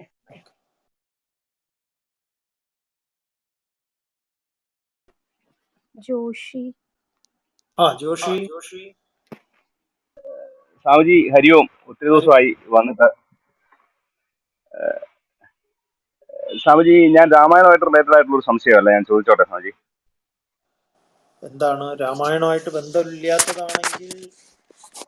രാമായണമായിട്ട് റിലേറ്റഡ് അല്ല, ഒറ്റ വാക്കിൽ എന്ത് മറുപടി പറഞ്ഞാൽ ഞാനൊരു സംശയം ഇങ്ങനെ കുറെ നേരമായിട്ട് നിൽക്കുന്നതാ, ചോദിച്ചോട്ടെ? രാമായണമായിട്ട് റിലേറ്റഡ് അല്ല. സ്വാമിജി, നമ്മുടെ ഉറക്കത്തിലെ 3 അവസ്ഥകളില് നമ്മുടെ ഉറക്കത്തില് ഈ ഉറക്കത്തിൽ ഞാൻ എന്ന് പറയുന്ന ഒരു സംഭവം ഇല്ലാതായി തീരുന്നുണ്ടോ? ഉറക്കത്തിനെ നമ്മൾ അറിയുന്നുണ്ടല്ലോ. ഞാൻ ഉണർന്നു കഴിയുമ്പോൾ ഞാൻ ഉറങ്ങിയിരുന്നു എന്ന് അറിയുന്നുണ്ടല്ലോ, അവിടെ ഉറക്കത്തിനെ ഞാൻ അറിയുന്നുണ്ടോ? അതാണ് ഒരു സംശയം. എന്റെ അനുഭവത്തിൽ ഞാൻ അറിയുന്നുണ്ട്. പക്ഷെങ്കിൽ അത് ഈ ക്ലബ് ഹൗസിലെ തന്നെ വേറൊരു വേദിയിൽ അത് ചർച്ച ചെയ്തപ്പോൾ ഉറക്കത്തെ അറിയുന്നില്ല എന്ന് പറഞ്ഞുകൊണ്ട് ഞാൻ ഉറക്കത്തെ ഞാൻ അറിയുന്നുണ്ടെന്ന് പറഞ്ഞപ്പോൾ എന്നെ ഗ്രൂപ്പിൽ നിന്ന് എക്സിറ്റ് ആക്കി കളഞ്ഞു. അപ്പൊ അങ്ങനെ അത് എന്റെ മാത്രം ഒരു തോന്നലാണോ ഉറക്കത്തെ അറിയുന്നു എന്നുള്ളത്?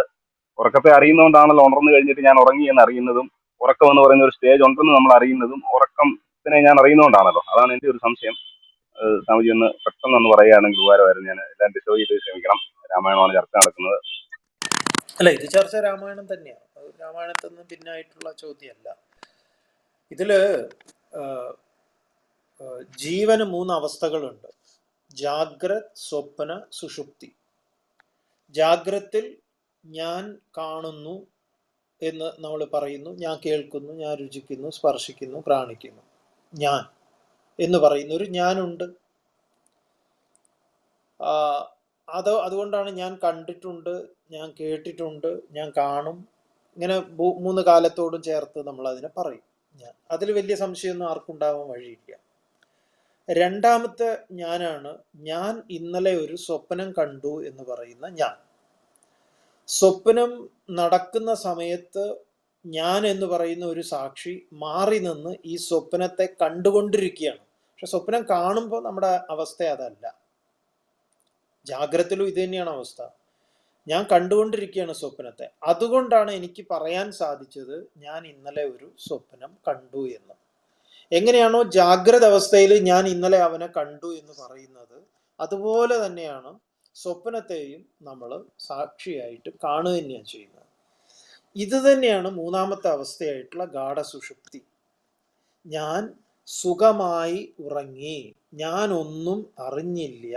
ഇങ്ങനെയാ പറയാ, ഞാനൊന്നും അറിഞ്ഞില്ല. ഞാനൊന്നും അറിഞ്ഞില്ല എന്ന് ഞാൻ അറിയുകയായിരുന്നു. ഞാൻ അറിവാണ്. ഞാൻ അറിഞ്ഞില്ല എന്നുള്ളതിനെയും അറിയുന്നവനാണ് ഞാൻ.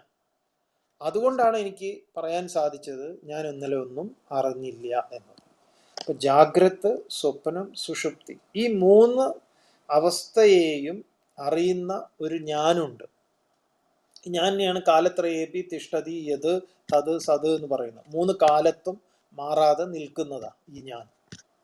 അതിനിപ്പോൾ ആരെങ്കിലും ക്ലബ് ഹൗസിൽ ഇല്ല, ഞാൻ അങ്ങനെ ഒന്നും ഇല്ല എന്ന് പറയുന്നതുകൊണ്ട് ഇപ്പൊ അതിനുണ്ട് എന്നൊന്നും പറയേണ്ട കാര്യമൊന്നുമില്ല. അത് അവരങ്ങനെ പറഞ്ഞോട്ടെ, അതിനിപ്പോ എന്താ.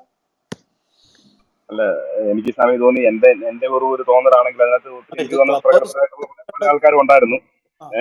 അപ്പം അല്ല, ആ ഒരു ഇതിൽ ഞാനിങ്ങനെ പറഞ്ഞപ്പോൾ ചോദിച്ചു, അത് നിങ്ങളുടെ തോന്നലാണ്, നിങ്ങളുടെ മിഥ്യാധാരണയാണ്, അത് നിങ്ങൾക്ക് അറിവില്ലായ്മ കൊണ്ട് പറയുന്നതാണ്. അങ്ങനെ പറഞ്ഞ ഏതോ ഒരു സ്വാമി ഉണ്ടായിരുന്നു. അതിന്റെ ആ ഗ്രൂപ്പിന്റെ പേരൊന്ന് ചിത്തട ചിന്തനം എന്ന് പറഞ്ഞ് ഗുരുദേവന്റെ ഒരു കൃതിയെ കുറിച്ച് ചർച്ച നടക്കുന്നിടയ്ക്ക് ഞാൻ അറിയാതെ കയറിയതാ. അപ്പൊ ഇതിനെക്കുറിച്ച് ചർച്ച നടന്നപ്പോൾ ഞാനിപ്പോ മാണ്ഡവ്യകാരിക വായിച്ചുകൊണ്ടിരിക്കുന്ന ഒരു സമയമായതുകൊണ്ട് എനിക്ക് ആ സംശയം തോന്നി. അത് തോന്നിയതുകൊണ്ട് ഞാൻ അതിനെക്കുറിച്ച് സംസാരിച്ചു. അപ്പൊ എന്റെ ഭാഗത്തിന് പറ്റിയൊരു തെറ്റാണോ, എനിക്ക് മാത്രമുള്ള ഒരു തോന്നലാണോ ഇത് എന്നറിയാനായിട്ട് ഞാൻ സ്വാമിയോട് ചോദിച്ചു. സ്വാമി വളരെ ഉപകാരം. അല്ല, ശാസ്ത്രീയം പഠിക്കാത്തതിന്റെ കുഴപ്പം കൊണ്ടാണ്. ധർമ്മശാസ്ത്രങ്ങളെ ആ രീതിയിൽ പഠിക്കാതെ വരുമ്പോൾ ഉണ്ടാവുന്ന കുഴപ്പമാണ്. പഠിച്ചിട്ടുള്ളവർക്ക് നിഷേധിക്കാൻ സാധിക്കില്ല. അങ്ങനെ 3 ഞാനിന് 3 പേരുണ്ടല്ലോ: വിശ്വൻ, തൈജസൻ, പ്രാജ്ഞൻ.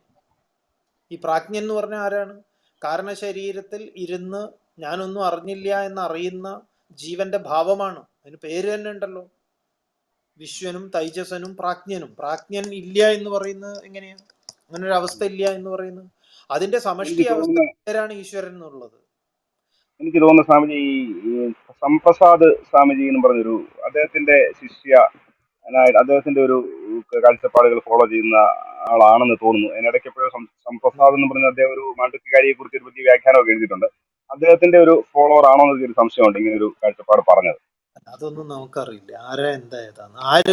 ഇത് ആര് പറഞ്ഞാലും വെട്ടിത്തരാണ്. ധർമ്മശാസ്ത്രത്തിന് നിരക്കുന്നതല്ല. പിന്നെ ഓരോരുത്തർക്കും ഓരോന്ന് പറയാം, അതിനുള്ള സ്വാതന്ത്ര്യം എല്ലാവർക്കും ഉണ്ട്. അത്രയും വേദാന്ത ശാസ്ത്ര പ്രകാരം ഈ 3 ജീവന്റെ ഈ 3 അവസ്ഥകൾക്ക്, ആ അവസ്ഥയെ അനുഭവിക്കുന്ന 3 ജീവന് 3 പേരുണ്ട്. ഇപ്പൊ ഇവിടെ ദശരഥന്റെ 4 മക്കളായിട്ട് നമ്മൾ മനസ്സിലാക്കിയിട്ടുള്ളത് തന്നെ അതാ. രാമൻ 4ാമനാണ്, തുരീയമാണ്. മറ്റ് 3 പേരാണ് ഈ 4 മക്കൾ എന്ന് പറയുന്നത്. ജാഗ്രത, സ്വപ്ന, സുഷുപ്തി, തുരീയം എന്ന് പറയുന്നതാണ്. ഇപ്പോ ആ 4ന് വ്യക്തി ശരീരത്തിൽ ജീവൻ അനുഭവിക്കുമ്പം 3 പേരുകളാണ്: വിശ്വൻ, തൈജസൻ, പ്രാജ്ഞൻ.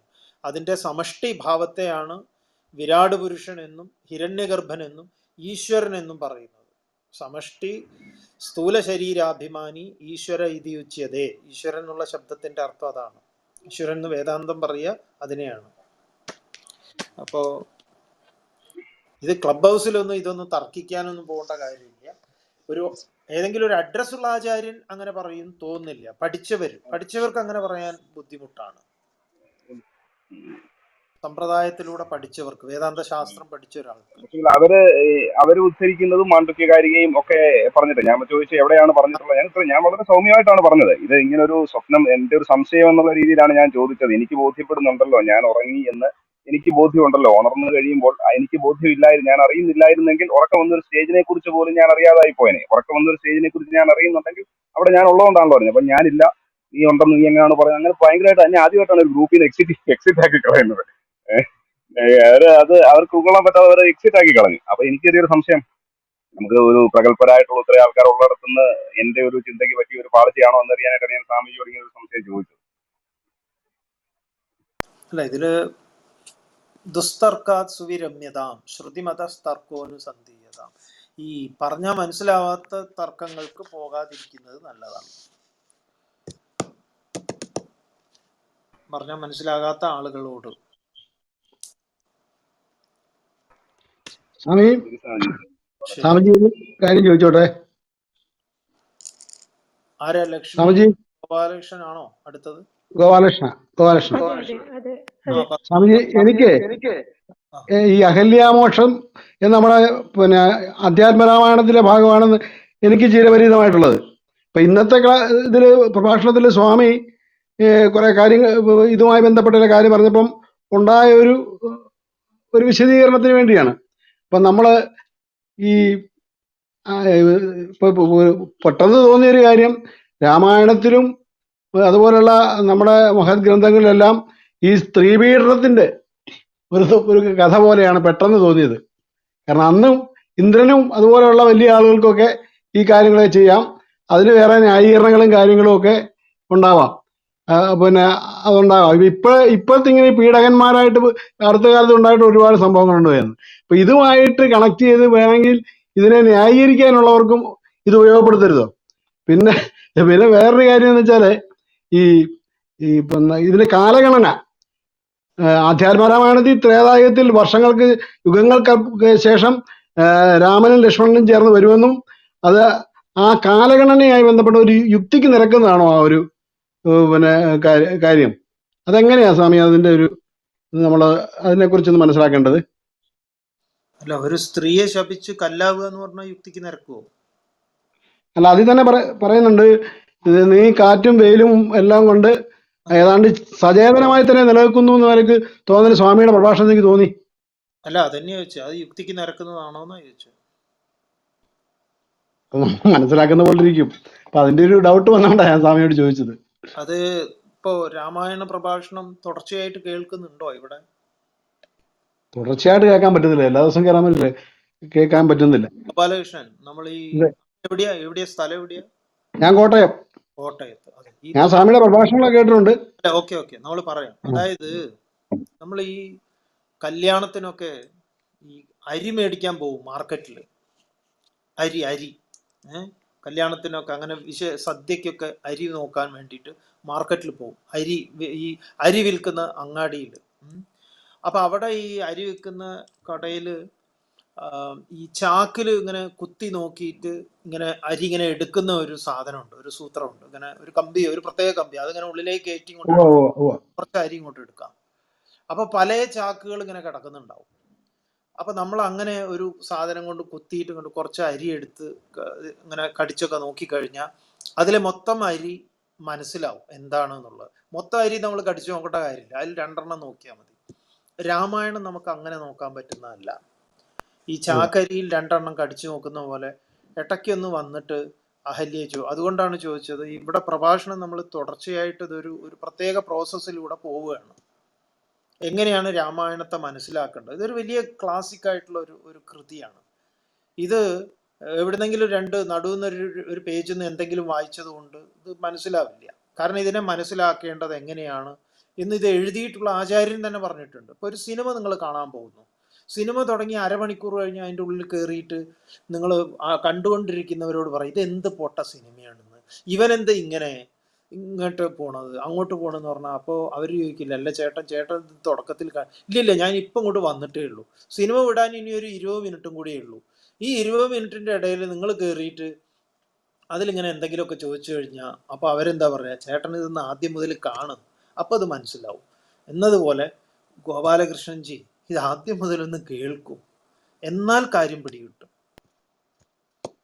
തീർച്ചയായിട്ടും സ്വാമി, തീർച്ചയായിട്ടും ഇടയ്ക്ക് കേൾക്കാൻ പറ്റിയിട്ടുണ്ട്. യൂട്യൂബിലുണ്ട്, ഇതിലെല്ലാം ആദ്യം മുതലുണ്ട് ഉണ്ട് യൂട്യൂബിൽ. ഉണ്ട് അത് ഞാൻ കണ്ടു. അധ്യാത്മരാമായണം വ്യാസർ എഴുതിയത് എങ്ങനെയാണ്, വാത്മീകി എന്താണ് പറഞ്ഞിട്ടുള്ളത്, യോഗവാസിഷ്ടത്തിൽ എന്താണ്, ഇങ്ങനെ ഇതിൻ്റെ എല്ലാം താരതമ്യ പഠനം കൂടിയാണ് നടന്നുകൊണ്ടിരിക്കുന്നത്. ഇതിലെ അധ്യാത്മരാമായണമാണ് നമ്മൾ ചർച്ച ചെയ്യുന്നത്.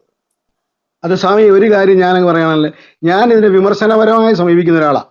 കാരണം നമ്മുടെ ക്ഷേത്രങ്ങളിലും ഒക്കെ ഈ ഈ സപ്താഹവും ഒക്കെ നടക്കുമ്പോൾ ഓരോരുത്തർ വന്ന് വിശദീകരിക്കുന്നത് അല്ലെങ്കിൽ വ്യാഖ്യാനിക്കുന്നത് പലപ്പോഴും നമുക്ക് ഉൾക്കൊള്ളാൻ പറ്റാത്തതാണ്. അതിനകത്ത് വർഗീയതയും രാഷ്ട്രീയവും മറ്റു പലതും വരുന്നുണ്ട്. നമുക്കൊരു പൊതുവിലൊരു വിരക്തി ഈ അത്തരം ഏർപ്പാടുകളോട് തോന്നിയിട്ടുണ്ട്. അപ്പോൾ പനച്ചിക്കാടാണ് എൻ്റെ സ്ഥലം, കോട്ടയം ജില്ല പനച്ചിക്കാട്. സ്വാമിയുടെ പ്രഭാഷണം ഇവിടെ പനച്ചിക്കാട് നമ്മുടെ ക്ഷേത്രത്തിൽ, സരസ്വതി ക്ഷേത്രത്തിൽ വന്നിട്ടുണ്ട്. അല്ലാതെ വേറെ പല വേദികളിലും പിന്നെ ഒക്കെ എനിക്ക് സ്വാമിയുടെ ഞാനൊരു വലിയ ആരാധകനാണ്. അതുകൊണ്ട് സ്വാമി പറയുന്ന കാര്യങ്ങളോട് ആ തലത്തിലാണ് ഞാൻ കാണുന്നത്.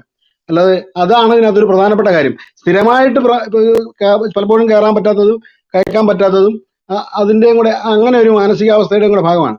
അപ്പോൾ ഒരു വിമർശന ബുദ്ധിയാ സമീപിക്കുന്ന ഒരാളെന്ന നിലയിലാണ് ഞാൻ ഇതിനെ കാണുന്നത്. പക്ഷേ സ്വാമിയോട് പ്രത്യേക താല്പര്യം ഉള്ളതുകൊണ്ട് പല ചർച്ചകളിലും അല്ലെ മറ്റ് വീഡിയോ ചാനൽ ചർച്ചകളിലാണേലും ഇപ്പൊ സ്വാമി പറയുന്ന പല അഭിപ്രായത്തോടും എനിക്ക് വലിയ താല്പര്യവും അഭിപ്രായമുണ്ട്.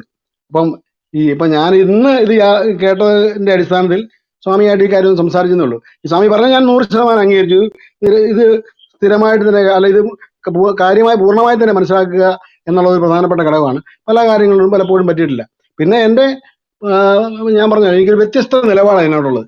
ഈ വ്യാഖ്യാതാക്കളെല്ലാം പലപ്പോഴും അവരുടെ താല്പര്യം അനുസരിച്ചും ഇപ്പൊ ഞാൻ നമ്മുടെ സമീപത്തെ ക്ഷേത്രങ്ങളിലൊക്കെ ഓരോരുത്തർ ഇപ്പൊ ഇതിന് ഉപജീവനമാർഗമായി കൊണ്ട് നടക്കുന്ന കുറെ പേരുണ്ട്.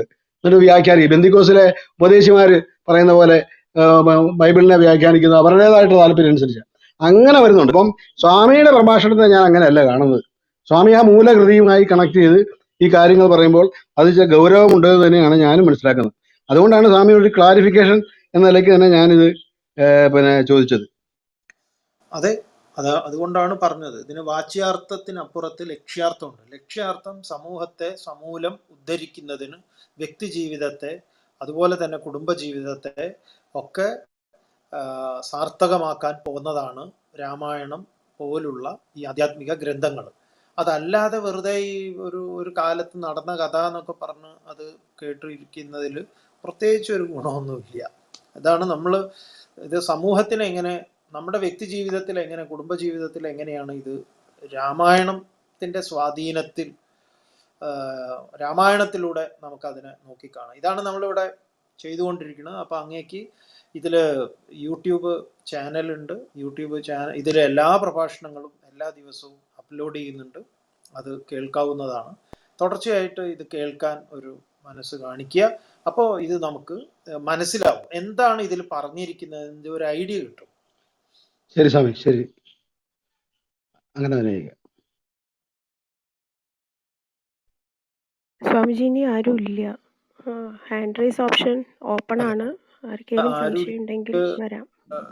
എന്തെങ്കിലും ഉഷാജിക്ക് എന്തെങ്കിലും പറയാനുണ്ടോ? അല്ലെങ്കിൽ ലക്ഷ്മിക്ക് പാടാം. ഉഷാജി എന്തെങ്കിലും പറയുന്നുണ്ടോ?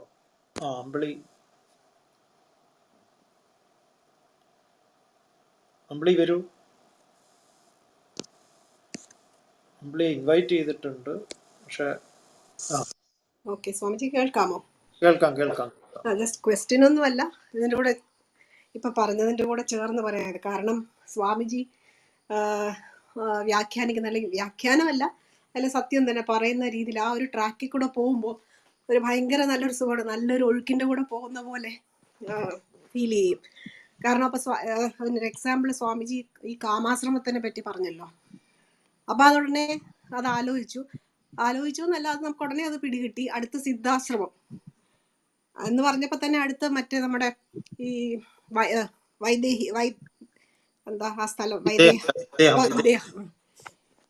അതെ, വിദേഹ. പോകുമ്പോൾ തന്നെ നമുക്കത് മനസ്സിലായി കഴിഞ്ഞു. അതിന്റെ ക്ലൂ എന്നല്ല, അതിൽ വളരെ സ്പഷ്ടമായിട്ട് തന്നെ ആ ഒരു ഒഴുക്കിൽ കൂടെ പോകുമ്പോൾ, നേരത്തെ അദ്ദേഹം പറഞ്ഞ മാതിരി നമുക്കിതിന്റെ കേട്ട് കഴിഞ്ഞാൽ ആ സ്വാമിജി കൊണ്ടുപോകുന്ന ആ ഒരു ട്രാക്കിൽ കൂടെ പോയാൽ വളരെ സുഖമായിട്ട് നമുക്കത് എൻജോയ് ചെയ്യാൻ പറ്റും. ഇത്രയും നാളും അത് ഇങ്ങനെ ആലോചിച്ചില്ലല്ലോ, അല്ലെങ്കിൽ ഇങ്ങനെ അത് വെളിപ്പെട്ട് കിട്ടിയില്ലല്ലോ എന്നുള്ള ഒരു അതിശയം കൂടെ തോന്നുന്നുണ്ട്. അതുകൊണ്ടാണ് ഇത് രഹസ്യം രഹസ്യം രഹസ്യം എന്ന് പറയുന്നത്. ഇതിലുടനീളെ എപ്പോഴും പറഞ്ഞുകൊണ്ടിരിക്കുന്നത് ഇത് രഹസ്യമാണ് എന്ന് പറയുന്ന ഇതൊക്കെ രഹസ്യങ്ങളാണ്. ഇതിൽ രഹസ്യങ്ങൾ നിറയെ വെച്ചിരിക്കുന്നുണ്ട്. ഇതിനെ നമ്മൾ കണ്ടെത്തുക എന്നുള്ളതാണ്. ഈ രഹസ്യം കാണാനുള്ള ഒരു ജിജ്ഞാസയാണ് വേണ്ടത്. അപ്പൊ പിന്നെ നമുക്കത് തെളിഞ്ഞു കിട്ടും. അതെ, തെളിഞ്ഞു വരുന്നുണ്ട്, നല്ല തെളിഞ്ഞു വരുന്നു. അതൊരു ഇപ്പൊ ആ ഒരു ഒഴുക്കിൽ കൂടെ ഒരു സുഖമായിട്ട്, അതൊരു ഭയങ്കര പ്രത്യേക സുഖം. Thank you Swamiji. Manju, hello, കേൾക്കാമോ? ഹലോ സ്വാമിജി, കേൾക്കുന്നുണ്ടോ? കേൾക്കാം, പറഞ്ഞോളൂ. സ്വാമിജി, എനിക്ക് സമഷ്ടി വെഷ്ടി ഉള്ളത് ശരിക്കും ശരിക്കും അറിയില്ല. അതൊന്ന് എക്സ്പ്ലെയിൻ ചെയ്ത് തരാമോ സ്വാമിജി? സമഷ്ടി എന്ന് പറഞ്ഞാൽ ടോട്ടാലിറ്റി ആണ്. വ്യഷ്ടി എന്ന് പറയുമ്പോൾ നമ്മുടെ ഇൻഡിവിജ്വൽ ആയിട്ടുള്ളത്. സയൻസിൽ നമ്മൾ മൈക്രോകോസം മാക്രോകോസം എന്ന് പറയുന്നില്ലേ? അപ്പൊ വ്യഷ്ടി മനസ്സ് എന്ന് പറഞ്ഞാൽ ജീവന്റെ ആ മനസ്സിൽ നമ്മൾ അനുഭവിക്കുന്ന, നേരത്തെ അദ്ദേഹം ചോദിച്ചിട്ടുള്ള ജാഗ്രത്, സ്വപ്ന, സുഷുപ്തി, വ്യക്തി ജീവിത വ്യഷ്ടി തലത്തില്, അത് സമഷ്ടി ടോട്ടാലിറ്റിയിൽ വരുമ്പോൾ വിരാട് പുരുഷൻ, ഹിരണ്യഗർഭൻ, ഈശ്വരൻ എന്ന് പറയുന്നത്. വൃക്ഷം, കാട്. വൃക്ഷം എന്ന് പറഞ്ഞാൽ വ്യഷ്ടി, കാട് എന്ന് പറഞ്ഞാൽ സമഷ്ടി. മനസ്സിലായി. ബാക്കിയെല്ലാം ഉഷാറല്ലേ? ഉഷാറ് സ്വാമിജി. കൂടെ വിളിക്കുന്നുണ്ട്. ഒരു ക്ലാസ് മിസ്സാകരുതെന്നുള്ള ചിന്തയില് ഇരിക്കുകയാണ് സ്വാമിജി. അതെ, ഇവിടെ അമ്പിളി ഉണ്ട്, ഉഷാജി ഉണ്ട്, മുകളിലൊക്കെ കാണുന്നുണ്ട് അവരെ ആൾക്കാരെയൊക്കെ. കാണുന്നുണ്ട്. വളരെ സന്തോഷം. ഇതിൽ ഇൻക്ലൂഡ് ചെയ്തതിൽ വളരെ സന്തോഷം സ്വാമിജി. അതെ, ക്ലബ് ഹൗസിലേക്ക് എന്താ പറയാ, ആളുകളെയൊക്കെ ഒരുപാട് പേർക്ക് അറിയില്ല ഈ ക്ലബ് ഹൗസ് എന്ന് പറയുമ്പോൾ. ഈ ക്ലബ് ഹൗസ് എന്നുള്ള പേര് കേൾക്കുമ്പോഴൊക്കെ ചിലർക്ക് ഇതെന്തോ ഒരു ക്ലബ്ബാണ് എന്നുള്ള ഒരു, ക്ലബ്ബ് എന്ന് പറഞ്ഞാൽ ഒരു നെഗറ്റീവ് അർത്ഥമാണ് കൂടുതൽ പേർക്കുള്ളത്. ക്ലബ്ബ് ഒരു നല്ല ഒരു കൺസെപ്റ്റാണ്. ക്ലബ്ബ് എന്ന് പറയുമ്പോൾ ആളുകളെ സംബന്ധിച്ച് ക്ലബ്ബ് എന്ന് പറഞ്ഞു കഴിഞ്ഞാൽ കുറെ മദ്യവും കുറച്ച് ചൂതാട്ടവും അഴിഞ്ഞാട്ടവും ഒക്കെ നടക്കുന്ന ഒരു സ്ഥലം എന്ന് പൊതുവായ ഒരു ക്ലബ്ബ് എന്നുള്ള വാക്കിന് അങ്ങനെ ഒരു തലമുണ്ട്. അപ്പൊ ഈ ക്ലബ് ഹൗസ് എന്നൊക്കെ കേൾക്കുമ്പോൾ ഇത് എന്താ സംഭവം എന്ന് പിടികിട്ടാതെ കുറെ പേരുണ്ട്. എന്നാൽ ഇത് ഏറ്റവും നല്ലൊരു പ്ലാറ്റ്ഫോമാണ് എന്ന് അറിയാം. നമുക്ക് ആവശ്യമുള്ള വേണ്ടാത്ത ഇന്റർഫറൻസ് ഒന്നും ഇല്ലാതെ നന്നായി തന്നെ കേൾക്കാനും സ്വാമിജിക്ക് പറയാനും സാധിക്കുന്നുണ്ട് സ്വാമിജി. ഞാനും പറയണമെന്ന് വിചാരിച്ചാണ് ഈ കേൾത്തോണ്ടിരിക്കുന്ന ആളുകൾക്ക്, കാരണം ഇത് വളരെ ഈസി ടു യൂസ്. എനിക്കും ശരിക്കും അത് അത്ര, ഞാൻ അനദർ ഒരു സോഷ്യൽ മീഡിയം എന്നേ വിചാരിച്ചുള്ളൂ. പക്ഷെ സ്വാമിജി ഇങ്ങനെ ഇതിനെപ്പറ്റി പറഞ്ഞപ്പോൾ ഇത് യൂസ് ചെയ്യാനും എളുപ്പമാണ്.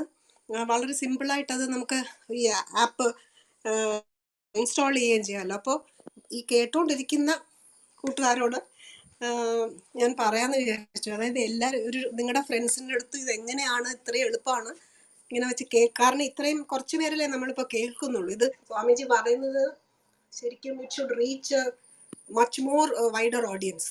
അപ്പോൾ അതൊന്ന് കേൾക്കുന്നവരത്തെ ഒരു റിക്വസ്റ്റ് ആയിട്ട് ഞാൻ പറയാണ്, invite your friends also. Anil. Thank you Swamiji. Okay, അറിയൂ. സ്വാമിജി നമസ്കാരം. നമസ്കാരം. അത് കഴിഞ്ഞ ദിവസങ്ങളിലായിട്ട് എനിക്ക് ഈ സമയം കംഫർട്ട് ആയിരുന്നില്ല. അപ്പൊ യൂട്യൂബിൽ ഞാൻ കാണുന്നുണ്ടായിരുന്നു. അപ്പൊ അതിൽ നമ്മള് ഈ ലാസ്റ്റ് വരുന്ന ചോദ്യ ഉത്തര സെക്ഷൻ പോലെ നമുക്ക് കൊടുക്കുന്നുണ്ടല്ലോ, സംശയങ്ങൾ നിവാരണം. അതും എഡിറ്റ് ചെയ്തിട്ടാണോ ഇടുന്നത്, അല്ലെങ്കിൽ കുറച്ച് മാത്രമാണോ ഇടുന്നത്? അങ്ങനെ എന്തെങ്കിലും ചെയ്യാറുണ്ടോ? ഫുള്ളായിട്ട് തന്നെ ഇടുന്നുണ്ടോ? ഫുള്ളായിട്ട് ഇടുന്നുണ്ട്. ചിലതൊക്കെ ഇങ്ങനെ നമുക്കിപ്പോൾ ഇങ്ങനെ ചില ഇവിടെ ഒരു ഇങ്ങനെ ലാഗ് ചെയ്ത് പോണത് നമ്മുടെ ഹരിയാണ്, ആ താഴെ ഹരി അതൊക്കെ ഇങ്ങനെ കട്ട് ചെയ്തിട്ട് ഇടും. അനാവശ്യമായത്, അതായത് ചില ഈ ചോദ്യോത്തരങ്ങളിലൊക്കെ നല്ല ഇൻഫർമേഷൻസ് ഒക്കെ വരാറുണ്ട്. അപ്പൊ അത് പോണുണ്ടോ എന്ന് എനിക്ക് സംശയം അല്ല, തോന്നി, അതുകൊണ്ട് അതൊരിക്കലും പോവില്ല, അതെല്ലാം ഉണ്ട്. പോയില്ല. അല്ലാത്ത ഇങ്ങനെ വലിയ ആ കാര്യമായിട്ടൊന്നും അല്ലാത്തത് ഇടില്ല. അൺനെസസറി ആയിട്ടുള്ള ആർഗ്യുമെന്റ് പോലെയൊക്കെ വന്നാൽ അത് നമുക്ക് ആവശ്യമില്ല. നമുക്ക് നമ്മളുടേതായ ഭാഗം മാത്രമാണ്. ഞാനപ്പോ അത് ഇങ്ങനെ ഒരെണ്ണത്തിൽ ഒരു ഒറ്റ ചോദ്യം മാത്രം ഒരെണ്ണത്തിൽ കണ്ടത്, അപ്പൊ ഞാൻ അത്രയും ചോദിച്ചോളൂ എന്നൊരു സംശയം വന്നു, അതുകൊണ്ടായിരുന്നു ഞാനത് എന്ത് ചോദ്യം? അല്ല, ആ ഒരു സെഷനില് ഒരാൾ ചോദിച്ചതായിട്ട് മാത്രമേ കണ്ടുള്ളൂ, ബാക്കി ആ ചോദ്യം കണ്ടില്ല. അപ്പൊ എനിക്ക് തോന്നിയ അതെ, ചില ദിവസങ്ങളിൽ ചോദ്യങ്ങളൊന്നും പ്രത്യേകിച്ച് ഉണ്ടാവില്ല. അതുകൊണ്ടാണല്ലേ. Okay okay okay. പിന്നെ എനിക്ക് ചോദിക്കാനുള്ളത്, ഞാൻ പ്രധാനപ്പെട്ട ഒരു കാര്യം എന്ന് വെച്ച് കഴിഞ്ഞാൽ, നമ്മളിപ്പോ ഈ തത്വ വിചാരണ ചെയ്യുമ്പോൾ, എന്താ പറയുമ്പോൾ, ഇപ്പോ ആചാര്യൻ തന്നെ ഒരു കഥയിലും കൂടിയാണല്ലോ ഈ തത്വം പറയുന്നത്.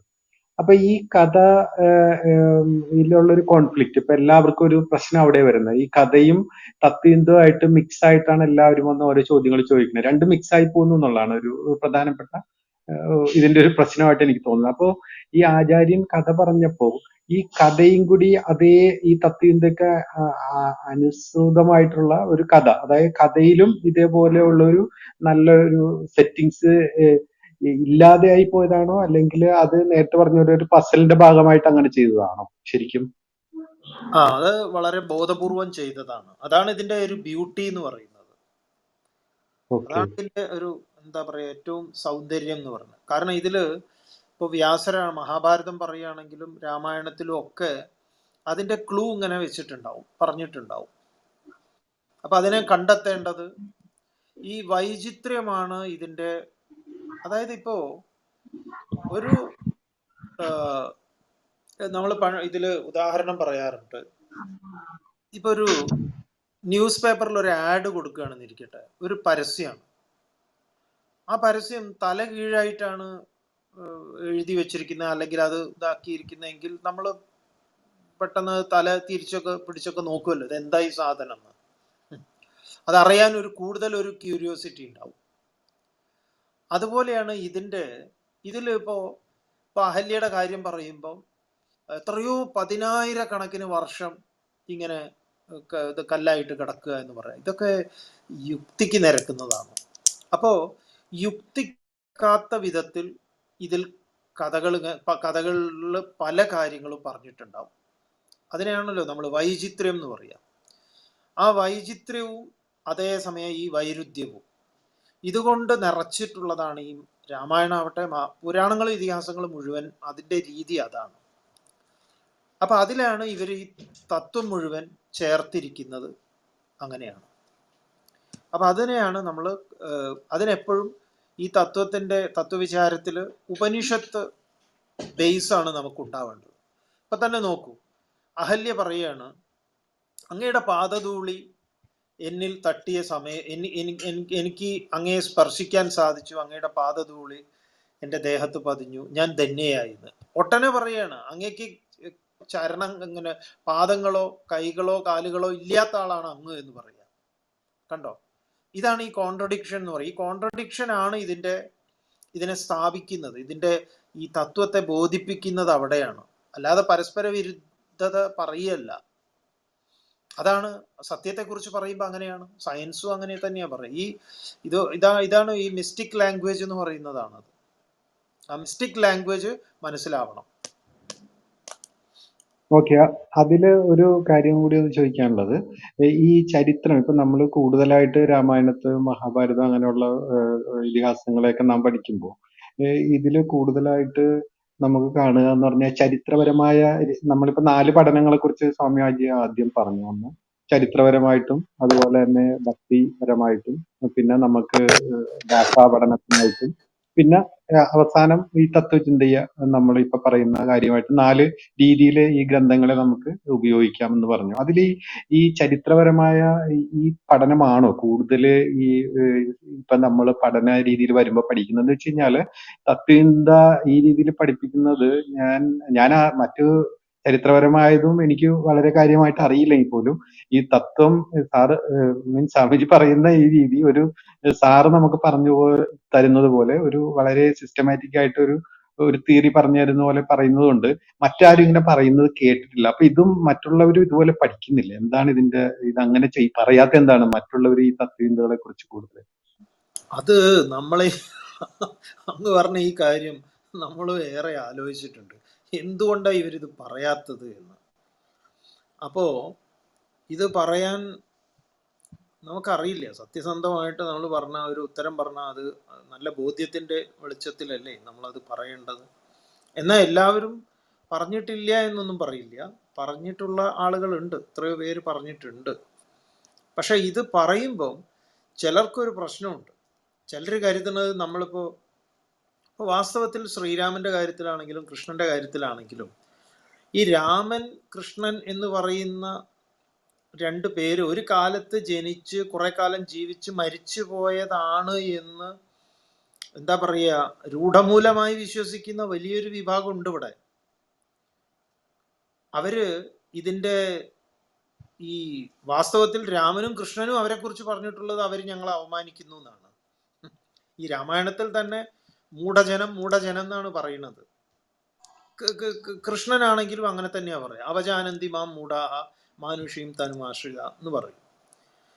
അപ്പൊ ഇത് കൃഷ്ണൻ ജനിച്ചിട്ടില്ല. വാസ്തവത്തിൽ ഈ കൃഷ്ണനും രാമനും ഒക്കെ ഇന്ന തത്വത്തെയാണ് റെപ്രസെന്റ് ചെയ്യുന്നത് എന്ന് ജനങ്ങൾ പഠിച്ചു കഴിഞ്ഞാൽ ഇവിടത്തെ പലതിലും ജനങ്ങൾക്ക് ശ്രദ്ധയില്ലാതെ പോവും. അപ്പൊ ഇവിടുത്തെ ആചാരങ്ങൾ നിന്നു പോവും, അതാവും ഇതാവും എന്നൊക്കെ അന്ധമായി ചിലർ വിശ്വസിക്കുന്നു. ഇപ്പൊ ദേശീയ പതാകയല്ല ദേശം എന്ന് ആർക്കാ അറിഞ്ഞുകൂടാത്തത്? ആ ഒരു ബുദ്ധി മാത്രമേ ഇവിടെ ആവശ്യമായിട്ടുള്ളൂ. ദേശീയ പതാക വേറെ, ദേശം വേറെ, അതൊരു റെപ്രസെന്റേഷനാണ് എന്നതുപോലെ ഇത് ഏതിനെ പ്രതിനിധാനം ചെയ്യുന്നു രാമനും കൃഷ്ണനും എന്ന് അറിഞ്ഞു കഴിഞ്ഞാൽ കുറേയും കൂടെ ശാന്തി സമാധാനം ഇവിടെ നാട്ടിലുണ്ടാവും. ഞാൻ അത് തന്നെയാണ് സ്വാമിയോട് ചോദിച്ചതെന്ന് വെച്ച് കഴിഞ്ഞാല് പണ്ട് ഗ്രാൻഡ്മ പറഞ്ഞ് കേട്ടിട്ടുണ്ട്. അതായത് ഈ തുളസി നമ്മളുടെ വാതിലിന്റെ മീൻസ് ഫ്രണ്ട് ഡോറിന്റെ നേരെ അടുത്ത് തന്നെ തറയിൽ വെക്കുന്ന കാര്യം ഇത് ഓക്സിജൻ കൂടുതൽ ഉൽപ്പാദിപ്പിക്കുന്ന ഒരു പ്ലാന്റ് ആയതുകൊണ്ട് നമ്മളുടെ തൊട്ടടുത്ത് നിൽക്കുകയും കാറ്റടിക്കുമ്പോൾ നമ്മളുടെ വീടിന്റെ ഉള്ളിലോട്ടൊക്കെ കയറിയ ഓക്സിജൻ കിട്ടാനുള്ള ഒരു സാധ്യത കൂടുതലാണ് എന്നുള്ളത് കൊണ്ടാണ് ശാസ്ത്രീയമായിട്ട് അത് അങ്ങനെ വെക്കാൻ പറയുന്നത്. പക്ഷെ അത് നമ്മൾ സാധാരണ ആൾക്കാരോട് പറഞ്ഞാൽ അവർക്ക് അത് ഉൾക്കൊള്ളാൻ പറ്റാത്തത് കൊണ്ട് അതിലൊരു വിശ്വാസം സങ്കല്പിച്ചു അവിടെ വെക്കുന്നു എന്നുള്ള രീതിയിൽ ഗ്രാൻഡ്മ പണ്ട് പറഞ്ഞത് കേട്ടൊരു കേൾവി. അതിപ്പോ ഈ പറയുന്നതുമായിട്ട് ബന്ധപ്പെടുത്തുമ്പോൾ ഒരു സാമ്യം തോന്നുന്നു. എനിവേ താങ്ക് യു സ്വാമി. നമസ്കാരം. സ്വാമി, എന്റെ പേര് ജീവൻ എന്നാണ്. ഞാൻ കാസർഗോഡ് നിന്ന് സംസാരിക്കുന്നു.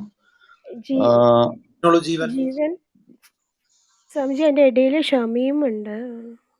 ഷമീം കഴിഞ്ഞോ ജീവൻ? ക്ഷമയോ? ഷമീം സമയം കഴിഞ്ഞോ? ഇല്ല, ജീവൻ ഒന്ന് വെയിറ്റ് ചെയ്താൽ മതി. ഷമീം കഴിഞ്ഞിട്ട് ജീവനിലേക്ക് വരും. കേൾക്കുന്നുണ്ടോ? കേൾക്കാമോ? കേൾക്കാം. സ്വാമിജി നമസ്കാരം. ഞാൻ മുഹമ്മദ് ഷമീം. ഞാൻ ഇവിടെ നടക്കുന്ന രാമായണ പ്രഭാഷണം സ്വാമിയോട് മറ്റൊരു സംശയം ചോദിക്കാനായിരുന്നു. ചോദിക്കാമോ? എന്താണ്? ഞാനൊരു സോഷ്യോളജി ടീച്ചറാണ്. അപ്പോ നമ്മൾ ഞാൻ കഴിഞ്ഞ ഒരാഴ്ചക്കിടയിൽ സ്വാമി ഒരു ക്ലബ് ഹൗസ് സംഭാഷണത്തിനിടയിൽ കാസ്റ്റുമായി ബന്ധപ്പെട്ട് മറ്റൊരു തരത്തിൽ സ്വാമി ആ കാര്യത്തെ അവതരിപ്പിച്ചുകൊണ്ട് വളരെ കൗതുകം തോന്നി. ഈ ഇപ്പോഴത്തെ ആ ഒരു സാമൂഹിക ക്രമത്തില് നമ്മളുടെ ടെക്നോക്രാറ്റ്സ് ഒക്കെ ഒരു പക്ഷേ ശൂദ്ര ഗണത്തിലൊക്കെ ആയിരിക്കും പെടുക എന്നുള്ളത്. അപ്പൊ ക്ലാസ് എടുക്കുന്ന സമയത്ത് പലപ്പോഴും ഈ സോഷ്യൽ സ്ട്രാറ്റിഫിക്കേഷൻ എന്നൊക്കെ പറഞ്ഞ് വളരെ വിശദമായി തന്നെ +2 സിലബസിൽ വരുന്നതാണ് കാസ്റ്റ്. അപ്പൊ ഈ ഒരു തരത്തിലുള്ള വായന സാധാരണ കുട്ടികളോട് പറയുമ്പോഴും അങ്ങനെ പറയാൻ ഒരിക്കലും ആ ഒരു ടെക്സ്റ്റില് ആ ഒരു തരത്തിലുള്ള ഒരു വിവേചനം വരാൻ സാധ്യതയില്ല. അതിനെ ഈ തരത്തിൽ കാലങ്ങളെ കൊണ്ട് വായിച്ചപ്പം അങ്ങനെ ആ രൂപത്തിലേക്കൊക്കെ ആക്കിയെടുത്തായിരിക്കും. സ്വാമി പറഞ്ഞ ഇതേ തരത്തിൽ തന്നെ ആ വേഴ്സസിനെ അങ്ങനെ വായിച്ചാൽ തന്നെ ആ തരത്തിൽ അതിനെ നമുക്ക് അനലൈസ് ചെയ്തെടുക്കാനായിട്ട് പറ്റുമോ? ആ ഒരു തലത്തിലുള്ള മറ്റേതെങ്കിലും പുതിയ കാലത്തുള്ള എഴുത്തുകൾ അതുമായി ബന്ധപ്പെട്ട് അങ്ങനെ കാസ്റ്റിനെ വിശദീകരിക്കുന്ന പുസ്തകങ്ങൾ ഏതെങ്കിലും ഉണ്ടോ? നമ്മള് ഷമീം അവിടെ പറഞ്ഞിട്ടുള്ളത് ഭഗവത്ഗീതയിലെ വർണ്ണാശ്രമങ്ങളെ കുറിച്ചാണ്. ബ്രാഹ്മണൻ, ക്ഷത്രിയൻ, വൈശ്യൻ, ശൂദ്രൻ. ഈ ബ്രാഹ്മണനും ക്ഷത്രിയനും വൈശ്യനും ശൂദ്രനും എന്തെന്ത് ജോലികളാണ് എന്ന് ഭഗവത്ഗീത കൃത്യമായി പറഞ്ഞിരിക്കുക. ആ ജോലികളാണ് ഈ പറഞ്ഞ 4 ക്ലാസിഫിക്കേഷൻ. ഇന്റലക്ച്വൽസ് ആയിട്ടുള്ള ടീച്ചേഴ്സ്, അതുപോലെ പോയറ്റ്സ്, റൈറ്റേഴ്സ്, തിങ്കേഴ്സ്, ഇവരൊക്കെ ബ്രാഹ്മണന്മാരാണ്. അങ്ങനെ ഒരു ഗ്രൂപ്പ് ഉണ്ടല്ലോ ഇവിടെ. വളരെ സ്ട്രോങ് ആയിട്ടുള്ള ഏത് മോസ്റ്റ് മോഡേൺ സൊസൈറ്റിക്കും ഒഴിവാക്കാൻ പറ്റാത്ത ഒരു ഗ്രൂപ്പാണ് അത്. രണ്ടാമത്തതാണ് പറയുന്ന മിലിറ്ററി, പോലീസ് എന്ന് പറയുന്ന സെക്യൂരിറ്റി സംവിധാനം. അതാണ് ക്ഷത്രിയന്മാർ. ക്ഷത്രിയന്റെ ജോലി അതാണെന്നാ പറയുന്നത്. പിന്നെ മൂന്നാമത്തതാണ് ബിസിനസ് ഗ്രൂപ്പ്. അവര് ഫാമിംഗ് ഉണ്ട്, ഗോരക്ഷണം, വാണിജ്യം, ബിസിനസ്സാണ്. ബിസിനസ് ആക്ടിവിറ്റി ഇൻവോൾവ് ചെയ്തിട്ടുള്ള ബിസിനസ് ഗ്രൂപ്പ്, ബിസിനസ്സുകാർ. പിന്നെ നാലാമത്തത് സർവീസാണ്, സേവ എന്ന് പറയുന്ന ആ സർവീസ് സെക്ടർ. മുഴുവൻ സർവീസ് സെക്ടറും ഡോക്ടേഴ്സും ഈ പറഞ്ഞ എഞ്ചിനീയേഴ്സും ഇവരൊക്കെ തന്നെ ശൂദ്രന്മാരാണ്. അപ്പൊ ഈ 4 ക്ലാസിഫിക്കേഷൻ സൊസൈറ്റിയുടെ ഏത് സൊസൈറ്റിക്കും ഒഴിവാക്കാൻ പറ്റാത്തതാണ്. ഇവർ ഗ്രൂപ്പായിട്ടാണ് ജീവിച്ചിരുന്നത് പണ്ട് കാലത്ത്. ഏതോ കാലം മുതൽ അവരങ്ങനെ ജീവിച്ചു പോകുന്നു. പിന്നീട് ഇതെന്തായി? ഇതൊക്കെ ഈ കോലത്തിലായി. നമുക്ക് ആലോചിച്ചാൽ അറിയാവുന്നതാണ്. അല്ലാതെ ഇന്ന കേമനാണ്, അതാണ് ഇതാണെന്നൊന്നുമില്ല. ഇങ്ങനെ 4 ഗ്രൂപ്പ് ഉണ്ട്. ഈ 4 ആളുകളുടെ ജോലി ഇന്നെന്ന ജോലിയാണ്. ഇന്നെന്ന ജോലി ചെയ്യാൻ താല്പര്യമുള്ളവർ ഇന്ന ഗണത്തിൽ പെടുന്നവരാ. അത്രേ ഉള്ളൂ.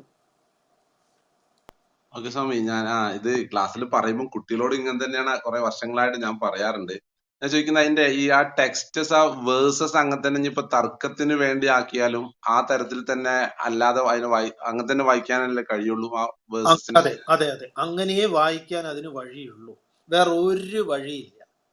ഭക്ഷണത്തിന്റെ കാര്യത്തിലും എല്ലാം കുറച്ച് അവിവേകികൾ ഇത് അങ്ങനെയല്ല അങ്ങനെയാണെന്ന് പറയുന്നുണ്ട്. പക്ഷെ ഒരു സ്കോപ്പും ഇല്ല അതിന്, ഒരു സ്കോപ്പും ഇല്ല. അത് വളരെ വ്യക്തമായിട്ടാണ് പറഞ്ഞിരിക്കുന്നത്. ഓക്കെ സ്വാമി, സന്തോഷം. ഞാൻ ഒരു വേറിട്ട ആദ്യമായിട്ടാണ് ആ ഒരു തരത്തിൽ കാസ്റ്റിന് ഒരു വായന കേൾക്കുന്നത്. കഴിഞ്ഞ ആഴ്ചയുള്ള ഒരു ഇതേപോലെ ക്ലബ് ഹൗസ് സംഭാഷണത്തിലാണ് സ്വാമിനെ കേട്ടത്. അപ്പൊ അന്ന് കാര്യം ആ തരത്തിൽ ഏതെങ്കിലും പുസ്തകങ്ങളുണ്ട്, ലേറ്റസ്റ്റ് ആയിട്ടുള്ള രചനകൾ ഏതെങ്കിലും ഉണ്ടോ കാസ്റ്റിന് അങ്ങനെ റീഡ് ചെയ്യുന്ന തരത്തിലുള്ള ഈ കാസ്റ്റ് കണ്ടംപററി?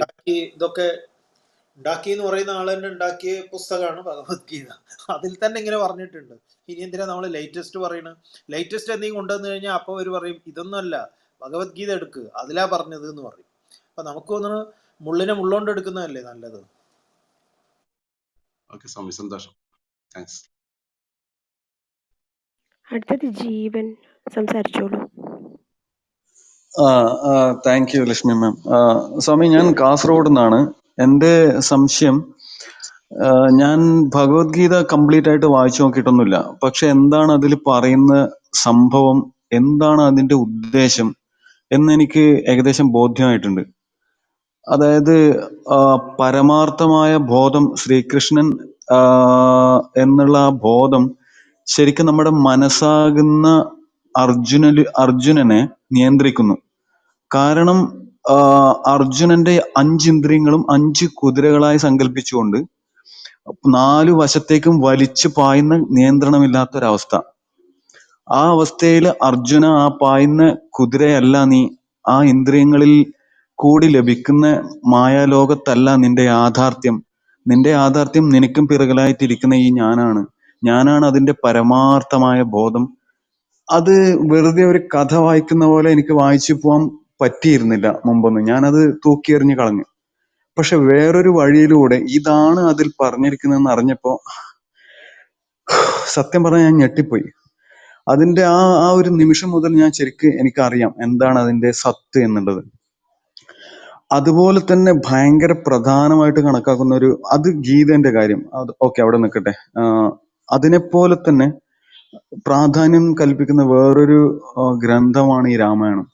ഞാൻ അതും കംപ്ലീറ്റ് വായിച്ചിട്ടില്ല, അതുകൊണ്ടാണ് ഈ ക്വസ്റ്റ്യൻ. പക്ഷെ അറിഞ്ഞിടത്തോളം ഈ ഇങ്ങനെയുള്ള ഒരു ചതിവിലൂടെ വനവാസത്തിന് പോകുന്നതും സീതയെ ഉപയോഗിക്കുന്നതും രാവണ യുദ്ധം അത് ഇത്, പക്ഷെ അതിൽ നിന്നൊരു മെസ്സേജ് എന്തായിരിക്കും? ഇതുപോലുള്ള ഒരു എൻലൈറ്റൻമെന്റ് ലെവലിലേക്ക് എത്തുന്ന മെസ്സേജ് എന്തായിരിക്കും അതിലെന്ന് ഞാൻ ചിന്തിച്ചു. പക്ഷെ എനിക്ക് പലയിടത്തും കോൺട്രഡിക്ഷനും ഒക്കെ ഇങ്ങനെ തോന്നി വന്നു തുടങ്ങി. അത് എന്താണെന്നൊന്ന് വ്യക്തമായി ക്ലാരിഫൈ ചെയ്യാൻ പറ്റുമെങ്കിൽ കുറച്ച് ഉപകാരമായിരുന്നു സ്വാമി. ജീവൻ, ആ ഈ പേജില് യൂട്യൂബിന്റെ ലിങ്ക് ഉണ്ട്. ഓക്കെ, ആ ലിങ്കിൽ പോയിട്ട് ആദ്യം മുതലുള്ള പ്രഭാഷണം ഒന്ന് കേട്ടാൽ മതി. എന്താ ടൈറ്റിൽ എന്താണ് സ്വാമി? ഇത് തന്നെ, ഇതിന്റെ ഇതിൽ രാമായണം തന്നെ. കേട്ടോ? എങ്കിലും അതൊന്ന് എന്താ ഇപ്പൊ ഗീത എന്തിനാണ് ഈ ഗീത എന്ന് എന്നോട് ആരെങ്കിലും ചോദിച്ചാൽ എനിക്കത് 3-4 വാക്കിൽ പറഞ്ഞു കൊടുക്കാൻ പറ്റും. അവർക്ക് മനസ്സിലാവണമെന്നില്ല. കാരണം എനിക്ക് ബോധ്യമായിട്ടുണ്ട്. അതിൽ ഓടിച്ചു നോക്കിയപ്പോൾ എനിക്ക് ബോധ്യമായിട്ടുണ്ട് പറഞ്ഞു കൊടുത്താൽ മനസ്സിലാവുന്നതല്ല അതിലുള്ളതെന്ന്. എനിക്ക് അപ്പൊ തന്നെ എനിക്ക് ബോധ്യമായ വേറൊരു സംഭവമാണ്, ഈ ജന്മത്തിൽ അല്ലെങ്കിൽ ഈ എക്സിസ്റ്റൻസിൽ ഈ ഒരു കാണുന്ന ഈ അണ്ടഘടാകത്തിൽ നമ്മൾക്ക് വേറൊരാളെ പറഞ്ഞ് ബോധ്യപ്പെടുത്താൻ പറ്റാത്തതായതും ഉണ്ട് ഭാഷയിൽ കൂടി. അത് ഞാൻ മനസ്സിലാക്കി. പക്ഷെ എങ്കിലും ഞാൻ ട്രൈ ചെയ്യും. എന്താണ് ഈ ഗീത എന്ന് വെച്ചാൽ ഞാനൊന്ന് ട്രൈ ചെയ്യും. ഇതാണ് അതിനെ കൊണ്ട് ഉദ്ദേശിക്കുന്നത്. അല്ലാതെ അമ്മാവനെ കാണുമ്പോൾ നിനക്ക് സങ്കടമാവുന്നില്ലേ വാളെടുത്ത് വെട്ടാൻ? ഇതെല്ലാം ഈ ചപല വെറും വിലയില്ലാത്ത ഈ ചോദ്യങ്ങളൊക്കെ മാറ്റി നിർത്തി അതിന്റെ സത്ത് എന്താണെന്ന് പറഞ്ഞു കൊടുക്കാൻ ട്രൈ ചെയ്യാൻ എന്നെ കൊണ്ട് പറ്റും. അതുപോലെ ജസ്റ്റ് ഒരു 2-3 വാക്കിൽ ജസ്റ്റ് ഒന്നൊരു ടോപ്പ് ലെവൽ ഒരു ഡെഫിനിഷൻ ഒന്ന് പറ്റുമോ സ്വാമി പ്ലീസ്? അതെ, അത് കേട്ട് കഴിഞ്ഞാൽ എന്തെങ്കിലും കിട്ടുമെങ്കിൽ അതൊന്ന് കിട്ടും. ഓക്കെ, ആയിക്കോട്ടെ. Okay, thank you.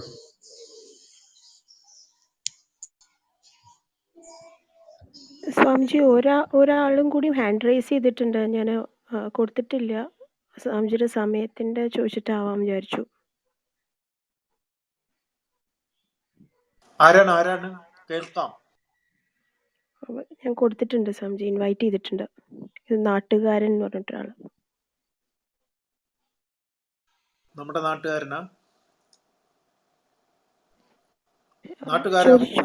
പറയൂ നാട്ടുകാരാ. ഹലോ സ്വാമിജി, കേൾക്കാമോ? പറയൂ നാട്ടുകാരൻ, പറയൂ, കേൾക്കാം. ഓക്കെ സ്വാമിജി, എനിക്കൊരു സംശയം എന്ന് പറഞ്ഞു കഴിഞ്ഞാൽ, മഹാഭാരതത്തിൽ യോഗയെ പറ്റി പറയുന്നുണ്ട്. അതായത് ശ്രീകൃഷ്ണൻ യോഗയെ പറ്റിയും അതിൻ്റെ പ്രയോജനത്തെ പറ്റിയും പറയുന്നുണ്ട്. എന്നാൽ ആസനകൾ എത്രയുണ്ടെന്നും അത് ഏതൊക്കെയാണ് എന്നും കൃത്യമായിട്ട് അതിൽ വിവരണമില്ല. യോഗ എന്ന് പറയുമ്പം ജ്ഞാനയോഗം വരും, ഭക്തിയോഗം വരും, രാജയോഗം വരും, അങ്ങനെ എന്തൊക്കെയാണ് കൃത്യമായിട്ട് അറിയത്തില്ല. അത് തന്നെയാണോ അതോ ആസനകളെയാണോ ശ്രീകൃഷ്ണൻ അവിടെ ഉദ്ദേശിച്ചതെന്ന് എനിക്കറിയത്തില്ല. നാട്ടുകാരാ, എന്താ നാട്ടുകാരന്റെ പേര്? ഏത് നാട്ടുകാരനാ? ഞാൻ തിരുവനന്തപുരത്തുകാരനാണ്, കാട്ടാക്കടക്കാരനാണ്. സ്വാമിജിയുടെ ആശ്രമത്തിൽ പണ്ട് വന്നിട്ടുമുണ്ട്. അപ്പൊ നമ്മുടെ സ്വന്തക്കാരനാണ്. അപ്പൊ ശരി, തിരുവനന്തപുരംകാരനായത്. എന്താ പേരെന്താ? പേര് വിഷ്ണു. വിഷ്ണു, ഈ കൃഷ്ണൻ പറയുന്ന യോഗവും നമ്മുടെ യോഗാസനവും രണ്ടാണ്. ഭഗവത്ഗീത ഓരോ അധ്യായത്തിന്റെ പേര് യോഗം എന്നാണ്. അർജുന വിഷാദ യോഗം 1-ാം അധ്യായത്തിന്റെ പേര്, സാംഖ്യയോഗം, കർമ്മയോഗം, ജ്ഞാനകർമ്മ സന്യാസ യോഗം, ധ്യാനയോഗം, ഇങ്ങനെ 18 അധ്യായങ്ങളും യോഗശബ്ദം കൊണ്ടാണ് അവസാനിക്കുന്നത്. ഗീതയിലെ യോഗം എന്ന് പറയുന്നതും നമ്മൾ ഈ യോഗ എന്ന് പറയുന്ന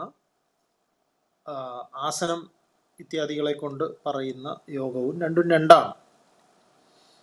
മറ്റത് ആ, വേറെ തന്നെ പറയുന്നുണ്ട്, ധർമ്മശാസ്ത്രങ്ങളൊക്കെ ഉണ്ട് അതിന്. യോഗയെ സംബന്ധിക്കുന്ന ഉപനിഷത്തുകൾ തന്നെ ഉണ്ട്, അതിൽ തന്നെ ആസനങ്ങളെ കുറിച്ചൊക്കെ പറയും.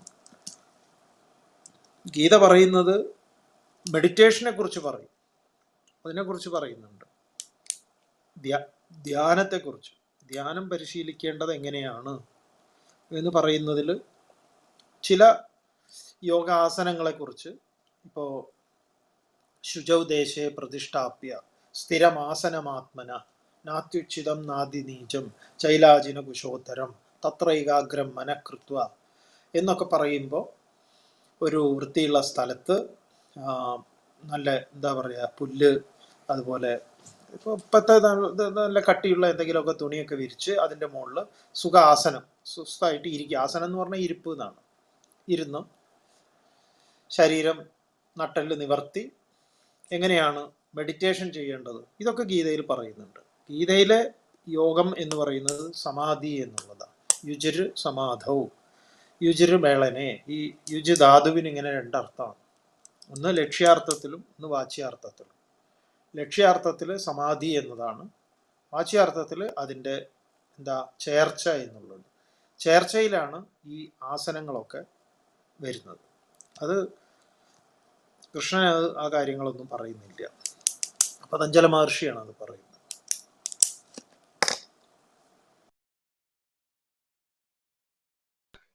സ്വാമിജി, ഞാൻ ഇത് ചോദിക്കാൻ കാരണം ഈ ഇടയ്ക്ക് പല യുക്തിവാദി ഗ്രൂപ്പുകളിലും യോഗയെ പറ്റിയിട്ടുള്ള ഒരു വലിയ ചർച്ച ഞാൻ കാണുകയുണ്ടായി.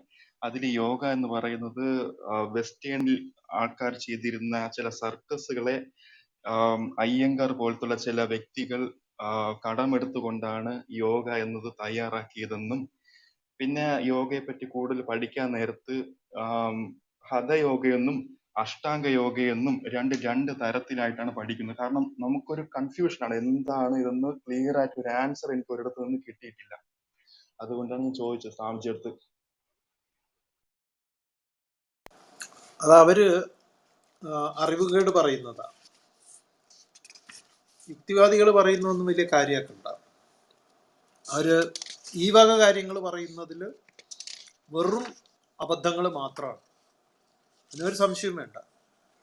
ഇപ്പോൾ യോഗയായിട്ട് എന്താ ബന്ധപ്പെട്ട ഉപനിഷത്തുകൾ തന്നെ ഉണ്ട്, അനേക ഉപനിഷത്തുകളുണ്ട്. അതുമായിട്ട് ബന്ധപ്പെട്ടിട്ട്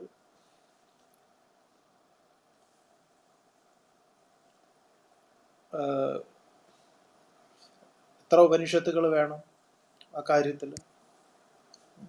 അതായത് നമ്മുടെ ഉപനിഷത്തുക്കളെ പ്രധാനമായിട്ട് 108 ഉപനിഷത്തുക്കൾ അനേകമുണ്ട്. മുക്തികോപനിഷത്തിൽ അതിൻ്റെ കണക്ക് പറയും, 1000 ചില്ലാനും ഉപനിഷത്തുക്കളുണ്ട്. അപ്പോൾ ഈ ഉപനിഷത്തുക്കളെ തന്നെ പ്രത്യേകം തിരിച്ചിട്ടുണ്ട്. ആ പ്രത്യേകം തിരിച്ചിട്ടുള്ളത്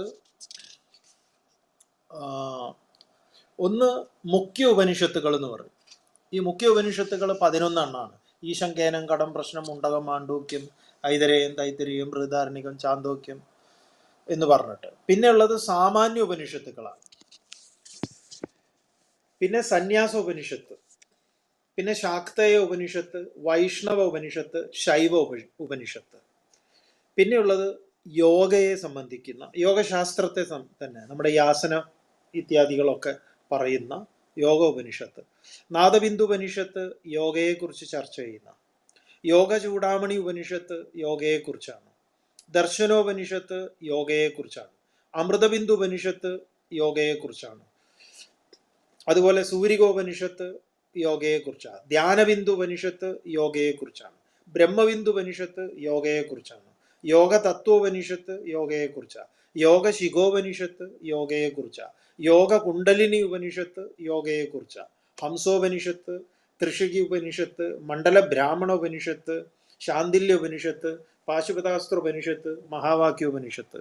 ഈ 4 വേദങ്ങളിലും ഋക്കിലും യജസ്സിലും സാമത്തിലും അഥർവത്തിലും യോഗയെ സംബന്ധിക്കുന്ന ഉപനിഷത്തുക്കളുണ്ട്.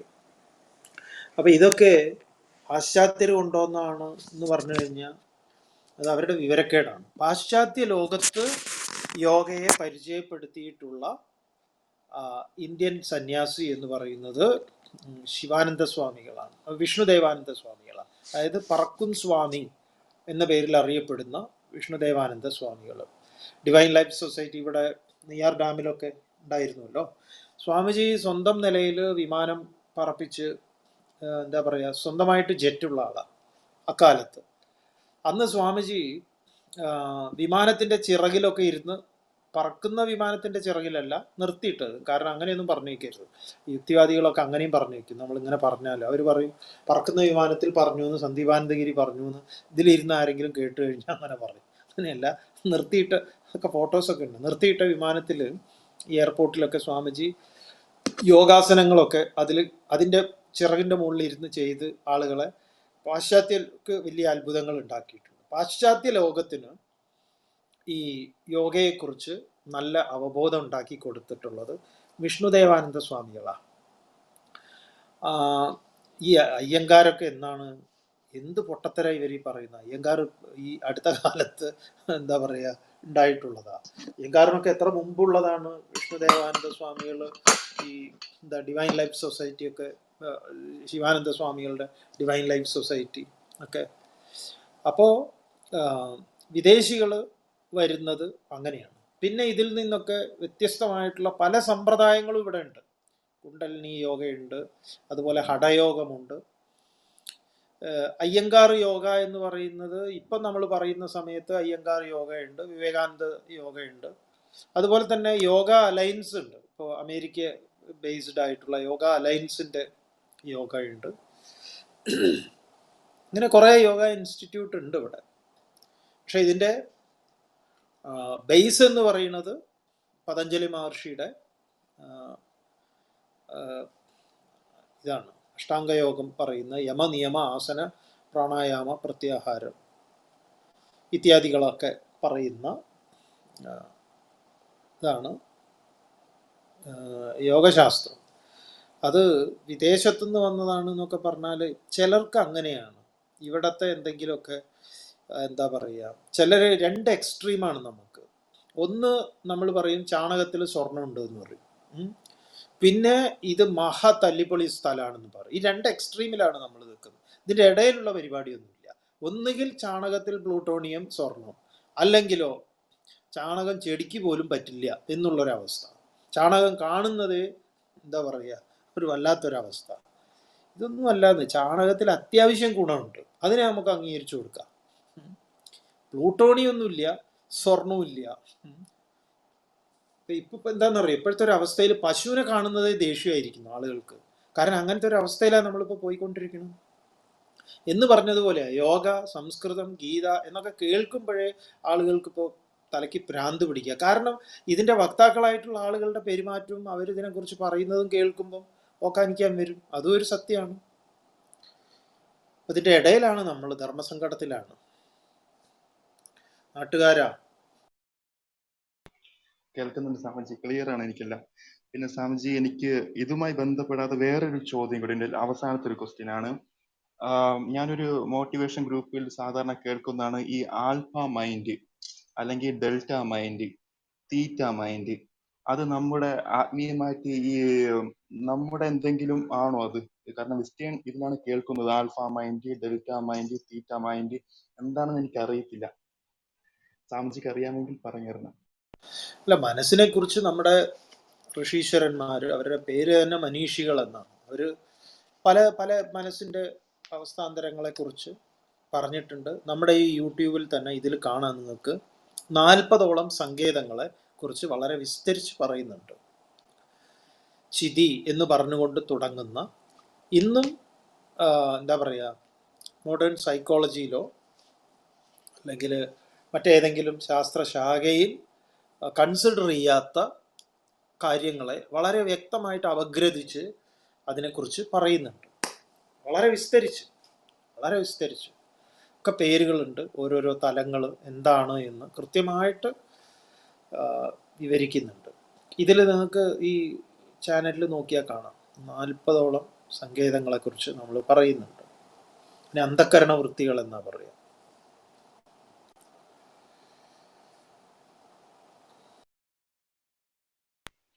ഒരുപാട് ഓക്കെ സമയമായി. ഒരു ഓക്കെ സ്വാമിജി. എന്താ ശാന്തി ചൊല്ലി ലക്ഷ്മി പിരിയാം. ഷാജി